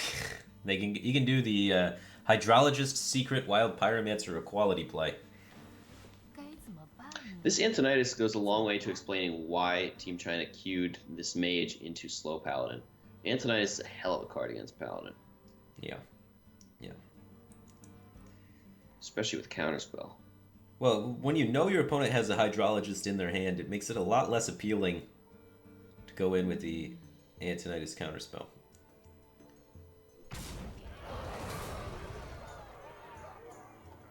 Still pretty appealing. You may think about Fireland's Portal Face. Okay. You also get the upside of potentially killing him this turn. Yeah, Doomguard or Leroy. Yeah. He's going to end up thinking it through and then going with the Antonidas Ice Block. Which... Weird. He's trying to bait out the Kodo secret with an Ice Block, and then plays the Counterspell after. Yeah, but he's already has 2 counterspells in hand, so this seems excessive. That's how I feel. Maybe, I guess he really wanted 3. See if Stancevka can sniff out the hesitation from Trunks here and just be like, yeah, that's not counterspell. I doubt it. He has the option to play. Oh, No. wow. Yeah, Wow. I mean, Trunks hesitated a really long time. It didn't seem like an Antonidas counterspell, which would have made it a lot better if it was an Antonidas counterspell. Right. But Stancevka just reads into his hesitation, expert card game player, you know, and gets the job done. How many Forbidden Healings is too many? Well, the issue here is he's hoping to not die to double Fireball, and all of these make him die to double Fireball. Good news, there's only one Fireball. Yeah. Yeah. This was interesting sequencing. I mean, he misses the lethal if it's Leroy because he can't ping. Oh, he's not even putting on the face. Yeah, of course, he just played for Yeah, 4. he's just fighting for the board here. There's that 07. Team 07. Yeah. Dropping it. Tyrion with that, or you scared of the mirror entity? No, you But just tested. you just mirror tested entity. Mirror Entity. That was the Yeah, point that was of the throwing whole it. point. You were Yeah. hoping it was Mirror Entity, and then you were like, got him. But Darn it. not the case. Now we have a dilemma. Now you got to beat the counterspell and heal. But then you're thinking, it's not counterspell. He would have played that with the Archmage Antonidas. That was checkmate against me. You don't have to heal. He portaled a minion instead of face. You're always afraid of whenever they top deck that Fireball. That deck over there is getting pretty thin for Trunks, and there are 2 Fireballs in there. Sure. So, So he tests the counter spell, and then he heals. I don't know. he's just nailing He these heals to secret reads. 24, taking 9, dies to 13. So double Fireball ping is still lethal. If he plays the second Doomsayer? Or just either way? Yeah. But you're starting to get out of range of it. Are you? I think you just put yourself permanently in range of it. Now you don't have any healing. Well, you play You around lose to it this. 2 Frostbolts and 2 Medivh's Fillets this way. You got 19 now? And then you die the next turn to the ping unless you top deck exactly Ragnaros Lightlord. I really don't like this line. I think you gotta save. You gotta risk the burn top deck this turn to stabilize the board, so that next turn you can Forbidden Healing out of range of multiple burns. So, you So, just, anyways, Trunks just goes counterspell, face, ping face. You would have just jammed Tyrion that turn? Yeah. Yeah, After the Doomsayer test Mirror Entity, you jam Tyrion to get the board. right. And then, Then you heal up after you get the board. sure. Did not expect that. Thought Yeah. he was going face. He's trying to play around Rag Lightlord, it seems, and just develop the board. He's seen that, Okay. Stancevka doesn't have board clears, so let's keep developing the board. We have Counterspell to lock it down so we can't remove our guys. That's pretty sweet. I like it.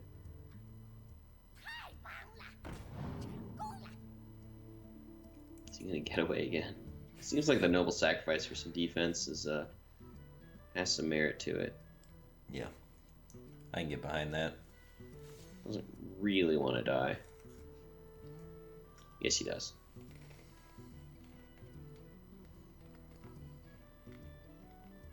Such Kodo, much Getaway. It's funny because when Getaway Kodo first came out, it was like, this card sucks. But now, it's 15 damage, it's 2 off lethal. Mm-hmm. So yeah, this is awkward. Now you lose to Rag Lightlord even more. Well, let's go face. We're kind of done with this whole board thing. Yeah. Go face, ping face. I really wish Trunks would have just set him to 1. What if you Frostbolt face here? Like stops True Soul from healing for 2? What does healing for 2 matter? If you can set them to 2 and they can heal for 2, then you can kill them through True Silver anyway with any of your deal 3s. So it should be irrelevant. Okay. Unless True Silver is paired with like Ivory Knight, I guess. Then it's relevant. But let's just go for it. I guess this also makes Pyroblasting out if he runs Pyroblast. He cashed it in. Oh, the Spike Ridge Steed, this could run into a Spellbender. Yeah. No, he's got to know that the Spellbender's up. There's no way he's going to play it. Yeah, he knows there's Ice Block up because... or he knows there's Spellbender up because there's Ice Block up, and he's already tested... Well, he just tested for Barrier now, so now he knows it's Spellbender Ice Block. That's why he took that attack there. So now he knows all 3 of the secrets. So he trades Hydrologist into Kirin Tor, Stampede Kodo into the 1-3, plays Tyrion, and a Getaway Kodo. Good hero power.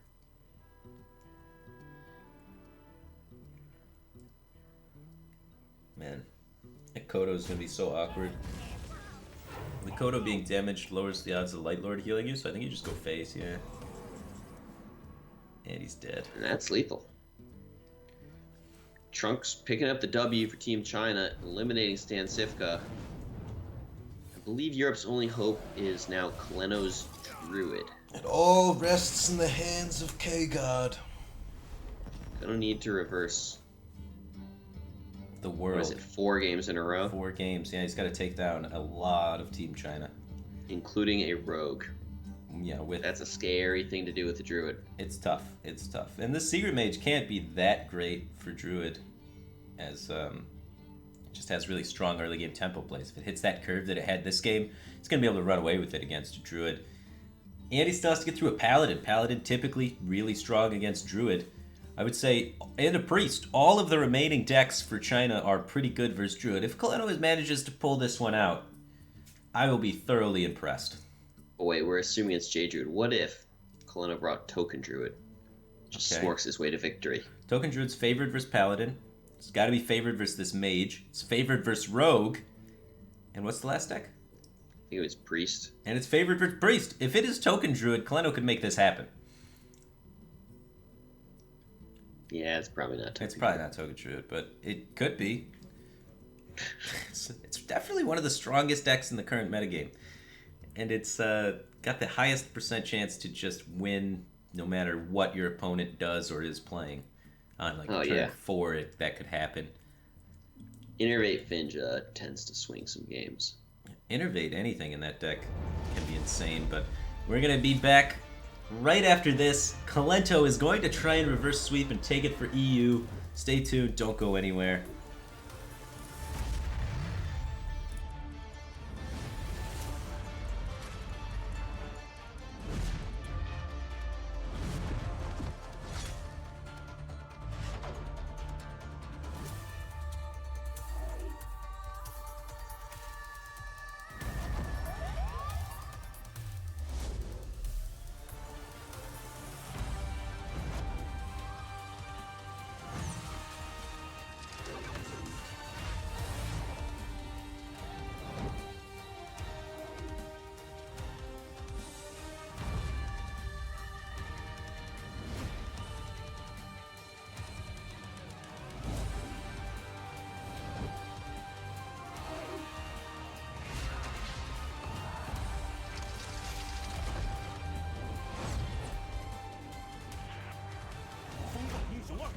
战斗升级，上线就送20个英雄。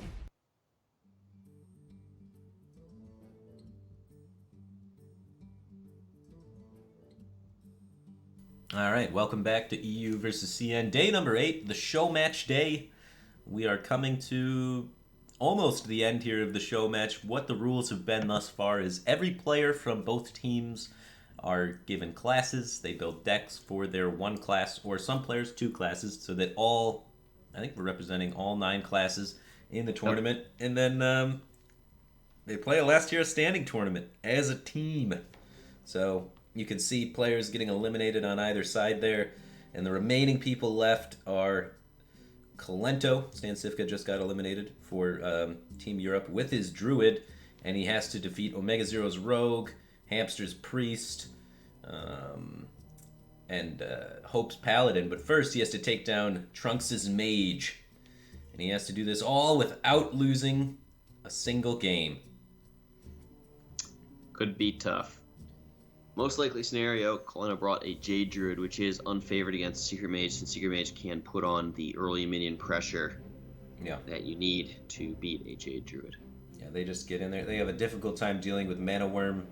They have a difficult time dealing with Kirin Tor Mage tempo swings early on. They have a difficult time dealing with 4-mana 5/5s. And Fireland's Portal is really good at closing the game out, as well as they also have a difficult time dealing with Archmage Antonidas. So you can see where the Druid may struggle if it is the Jade Druid. And again, if it's a token Druid, you can flood the board, and the Secret Mage may not have the AoE tools it needs to keep up. Yeah, that could happen. I would say Token Druid is typically quite favored against the Secret Mage. It's just so much better at controlling the board early and pushing out so much damage. Even if it is a Jade Druid, there's always the potential to just win games off the power of Wild Growth and Innervate in the early game. Oh yeah, for sure. Jade Druid could beat anything. It's Druid. Druid could beat anything. It's one of those kind of classes that just, it makes it happen when it needs to happen sometimes. Sure. So, getting into the game here shortly. What kind of Druid has Team Europe been saving? Also, what kind of 07 are they playing? I have a suspicion that this is a Barnes Druid. That's just what my heart is telling me right now. It's going to be a Barnes Yasharj Druid. I'm thinking it's Jade Druid with Doomsayers. Anaconda Druid. Let's see. And Jade Jade Druid. Druid. So this Secret Mage from Trunks is very high value. It's got Antonidas, Medivh, and Alexstrasza. Right. Curve goes to 9. It is a really big curve. And big minions are fantastic against Druid. They don't have mulch anymore. So a lot of times you can get Antonidas to stick nowadays. Yep. Looked like Kaleno kept the Jade Idol, which is pretty interesting. Oh, I love Jade Idol on 1, man. 1 mana 1/1, and making all of your other Jade cards better. I think it's great. Well, it's okay. On the flip side, Trunks bit of is an awkward curve. Yeah, not doing a lot here. A little bit punished for putting some of the heavier cards in his deck. You can see Flame Strike in there too. He's got some top end. Spellbender against Druid. Ideally, you hit the Earthen Scales. More often, it's going to be a Swipe or a Wrath. Mm-hmm.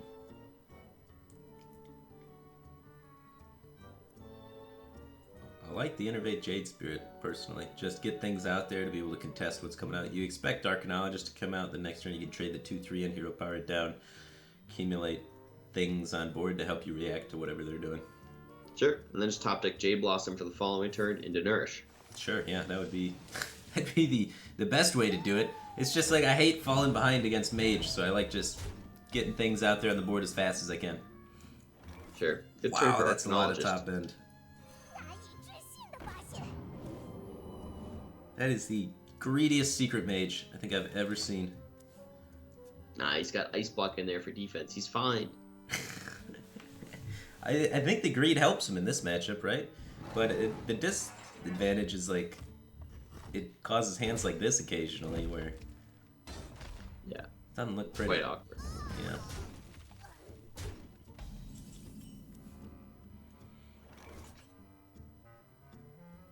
Well, like playing a secret. That's for Ice Block. Ice Block instead of Spellbender. And there's the Doomsayer for Kaleno. Yeah. This one's a corrupted Doomsayer, the potential 5 mana 7/7. Makes a little bit of sense because Jade Druid doesn't have much in the way of 5 mana proactive plays. They have Nourish at 5 and that's it. So all you have to do is get ahead on board and slam your 5 mana 7/7. Easy. Well, getting ahead on board while ramping or playing Jade seems difficult. He's doing it now. He's doing it now, yeah. It did work out. Alright. Spellbender, coin, 5/5? You kind of want to keep the coin. Maybe you just play a 5/5 out there. What if you Primordial Glyph, Secret from Primordial Glyph, 5/5? 该怎么办呢？ Easy. Yeah, What are the odds on hitting a secret from Primordial Glyph? pretty good. Yeah, but like, what is pretty good? 完蛋了， Like 迟到了。 pretty high, you know. This isn't a number. I'll say 65%. 怎么样？ I 说的没错吧？ ballpark 65. Okay. Mm-hmm. Is there any? There's no thought behind this data you're spewing at my face. No, I was just guessing. Yeah. But I know a lot of times I see 2 secrets and I'm kind of mad about it. Sure. Can't let I your don't know how many emotions- secrets are there. There's like got 8 or it. so. There are really 8 secrets? I don't know. There's there's like Mirror Entity, Ice Block, Counterspell, we see that one there, Spellbender, we're at 4. There's the new one, the Unguru one. Spell, steal your thing and make it cost 0 mana. I think that's what that Mana one's called. Bind. Mana Yeah. Bind, yeah, 5. Vaporize, Potion of 6. Polymorph. Potion of Polymorph, 7. Yeah, we're probably forgetting one, so 8. Yeah, that makes sense. Sure, they wouldn't make it 7, that's a weird number. 8's much better. Yeah, 8's just cleaner design-wise. The power of 2. Sure. So, 8 secrets, and you get 3 chances at a secret. There's probably, what, like 30 spells? Right. There's 30 is a convenient one for math, anyway. So let's see here. If you Primordial Glyph, you could get a cheap spell to play with your Antonitis turn. The issue is you're kind of dying. You might need to just coin Flame Drag. Oh, we were missing Ice Barrier. There are 8. How did we get that? Yeah, so when your Primordial Glyph has 3 chances to hit 8 out of 30, it's pretty likely to hit a secret. I buy that. Although some of the secrets might have been unplayable because you already had secret in play. Oh, true. Image does a nice job of protecting Uncle Tony, as I like to call him. The Antonitis in his hand. Does your uncle have a long white beard? Not yet. He's working on it, though. Yeah, He's yeah. trying to someday. go full Tony. He's not even looking for Antonitis value. He's saying, you know what, I have enough value in my hand with the Medivh. As long as I stay alive, I'll be able to make it home. Sure. Coin Medivh into Flame Strike. Yeah, that's the line he's going for. So he takes the most defensive line on the turn he could possibly take, remove the Vindicated Doomsayer, get that 7/4 out of the way.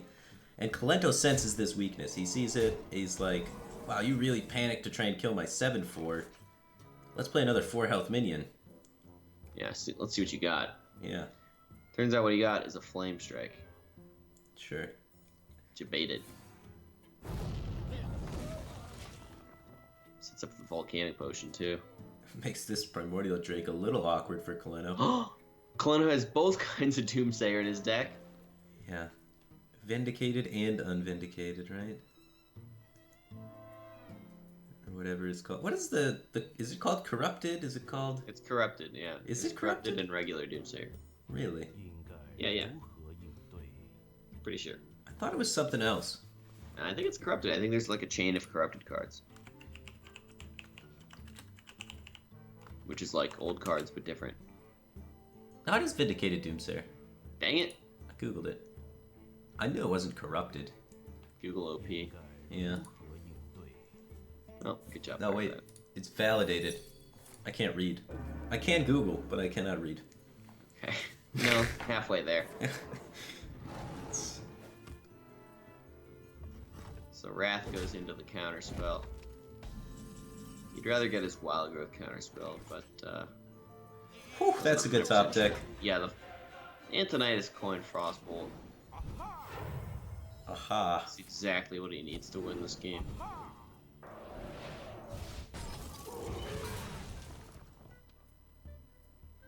He needs a Wrath or a Swipe to deal with this Antonidas, and he does not get it. Antonidas going to live another turn, draw at least 2 more Fireballs. Maybe 3 if he goes Spellbender, Volcanic Potion, Fireball. And that's going to make it a lot harder for the Druid player to win the game. You're going to Yeah. want to cause the minimum amount of fireballs to be given to your opponent for free. This looks like it just might be the end of Team Meme. Yeah, the 07 plan, it was cute, but it's going to cause a 5-9 result. Yeah, not picking up too many W's. You know, a little more Hilarious than idea, though. half the W's required to win. So they did better than 50%. They got like a D-. Sure, that's one way of looking at it. 时间不等人。 I mean, I think 5 out of 9, 55%, that's an F. Oh, is it? Not even a D-? That's an F? Yeah. Well, that's not good. Maybe he'll figure it out. Maybe he'll pull through. Maybe. He's got to Probably do not. it. You don't want to get an F. Looks like an F. I mean, these fireballs cannot be used too efficiently at the moment. Sure.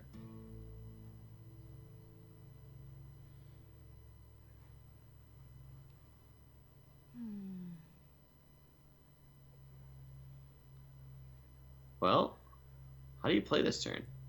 That's what I'm thinking right now. It's not any. You could turn your other 2 spells into fireballs, giving you 24 burst, but you're at 10 life. You're kind of afraid of dying.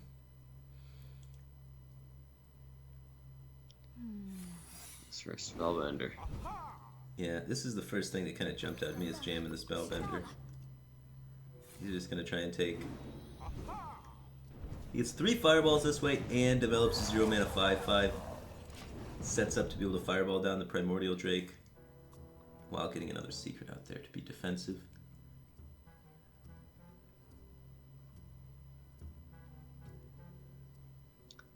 Alright. Here we go.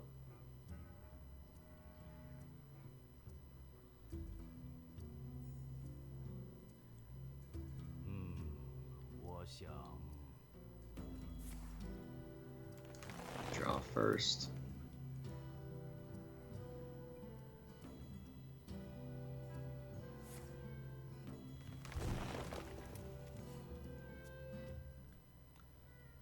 Okay, so he's got the option to double swipe here. Yeah, which the Spellbender will say hello.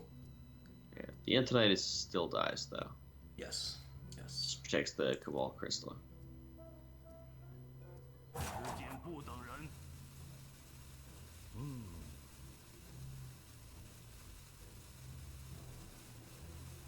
No, he's hoping it's Mirror Entity. Dang it. It's not. Never lucky with Tizosa. They've yet to hit a Mirror Entity. He's going for the pop-ish. He's one off the pop. That's an awkward amount.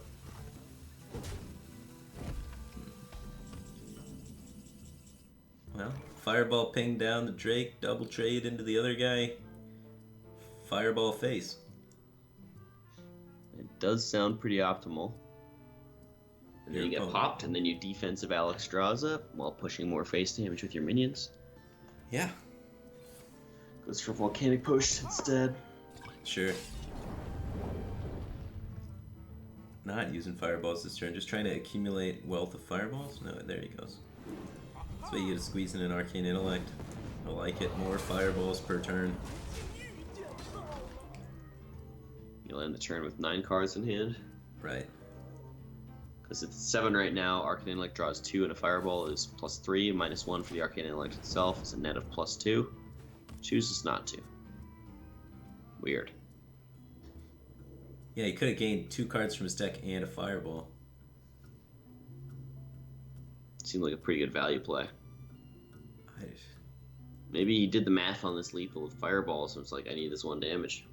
He does have 24 damage worth of fireballs, but I can't imagine where 1 damage falls to importance in here because his damage is in increments of 6. Yeah, maybe he just kind of miscounted hand size there. Yeah, I mean, I guess that has to be it, huh?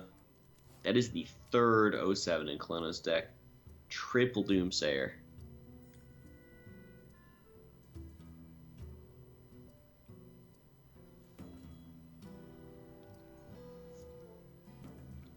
So Swipey Antonitis appears to pop and clear. Well, it doesn't clear the 5-2. Kamal Crystal Army.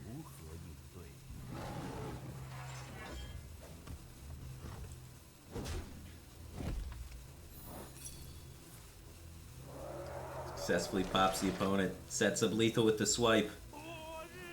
And Alex, yourself in trade. Seems good. There's no Force of Nature Savage Roar combo anymore, so there's no way that he can get 15'd.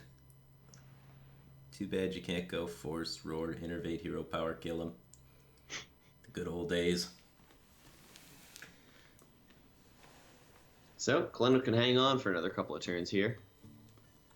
Does appear to be quite badly outvalued and in no position to smork his way to victory. 让我来吧。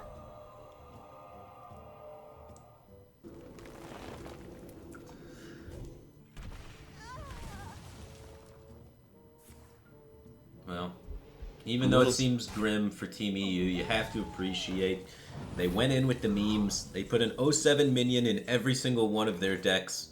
All 9 classes had an 07 in them.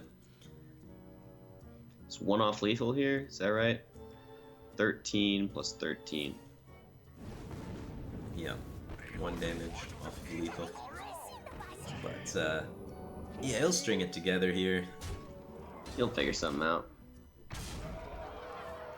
No respect for the mage lethal. Or for the druid's lethal. Well, I mean, he doesn't have 12 the damage, yeah, it's not possible possible. cards, yeah. Yeah, yeah.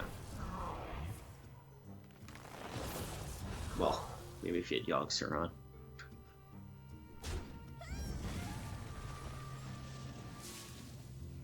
Kaleno's no quitter, fighting it out.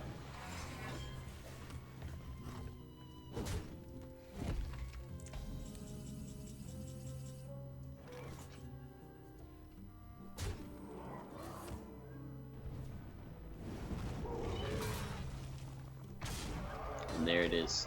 Lethal damage for China. Yeah. So in the show match, EU versus CN, CN is victorious, taking down EU. In the main event of the tournament, though, it is 4 Chinese players, 4 EU players that made it out of groups towards the top 8. So, All tied up. It'll be exciting to see yeah. who will be winning over the next couple of days. Ooh, we're handing out Ferraris. I guess that's what you win for winning the show match. You get Everyone your gets own Ferrari. little toy Ferrari. So big congrats to Team China with their baby Ferraris. Now we can see why they were tryharding. Yeah, exactly. Everyone wants a Ferrari. Look at that. Same color and everything. It's nice. Looks like Kalento is not in the driver's seat today. Oh, you hate to see that. No toy Ferrari. I don't think they knew there were toy Ferraris. Look at all of Team EU's over there staring at him. They're staring at the toy Ferraris like, shit, we should have... Maybe we Yeah. shouldn't have memed so much. There's too many Doomsayers. Yeah, too many... We shouldn't have went with Plan 07. Look at that. Pop the trunk. Those look pretty detailed. I just got some word from Eloise. She, speaks Chinese and knows the scene as she's a Chinese player. She said, 07 is a new Chinese meme. It means Lovely Chook. We call Lovely Chook 07 because he 07'd in the tournament. So he 07'd in the main tournament. It's like during the group stage, he was the player that went 07. And Europe's just rubbing it in with the Doomsayers and the... Yeah. What's that 07 public defender? Yeah, so EU is BMing Lovely Chook the entire time for going 07 in the group stages. But joke's that just on makes it so them much funnier. because Lovely Chook's the one with the toy Ferrari. Oh, yeah. That's actually hilarious. I love that. That's pretty funny. That's good. That's good. That's good on them. So Let it. Yeah. The schedule going forward. Tomorrow, I believe we're back starting at our regular time. Today we started at 5:30 a.m. I think tomorrow's the same. You think it's also today. 5:30 a.m.? From the schedule I looked at as of May 8th, tomorrow starts the same time today did. All right, I'm gonna ask the guy because the start time's been changing. So yeah, Actually, no, I'm starting to agree with you. yeah, because for the whole Yeah, group you're right, stages I'm we sorry. started at 4:30. Yeah. I'm pretty sure tomorrow's 4:30 a.m. Eastern time start time, which is an hour before the start time that happened today. And we will be proceeding with the main event of the tournament, which is the bracket that you see here. These are the players that battled through the 7 days of group stage and came out on top. So Omega Zero versus Hope, Stancifka versus Orange will be the first matches to start the day. And Crucially, decks were resubmitted, so it's Right. not going to be the same old control decks. Players had an opportunity to reevaluate the metagame, what they think is working well, what they think their opponents are likely to bring, and what's going to work well against that. So it's going to be potentially all new decks from everybody. And it is starting at 5 p.m. China local time, which is 5 a.m. Eastern time. So it's even starting earlier than the group stages. Oh. Yeah. So that's 1 a.m. my time? 1 a.m. You live in Las Vegas, so yeah, Pacific Yeah. time. Yeah. 1 a.m. Pacific time. So yeah, if you can't sleep and you want to see who wins a Ferrari, then it's going to be a tournament you want to tune in for. It should be some super exciting games. I can't wait to see Pavel play. He went 7-0 in the groups. Should be fantastic to watch him. Stancifka's also been killing it. Orange has been killing it. And then a lot of the Chinese players have been doing quite well. We have Trunks, Hope, Dogagaga, and who's the remaining Chinese player? Yeah, him. That one guy. That one guy. I remembered most of. I wish they would show the bracket. Here we go. Omega Zero. Yeah, he's the best guy in China. Yeah. How did I forget that guy? That guy is super impressive. Every tournament I've ever casted him in, he's done well in. And he has the most #1 legend finishes of anyone in the world on any server. I like that Ferrari icon at the top of the grand finals match. Yeah, it's fancy. It's fancy. So, exciting games tomorrow. Make sure you guys tune into that. The winner really does get a Ferrari at the end of the tournament. Anyway, have a good rest of your day, guys. From Firebat and Zalay here. Peace out.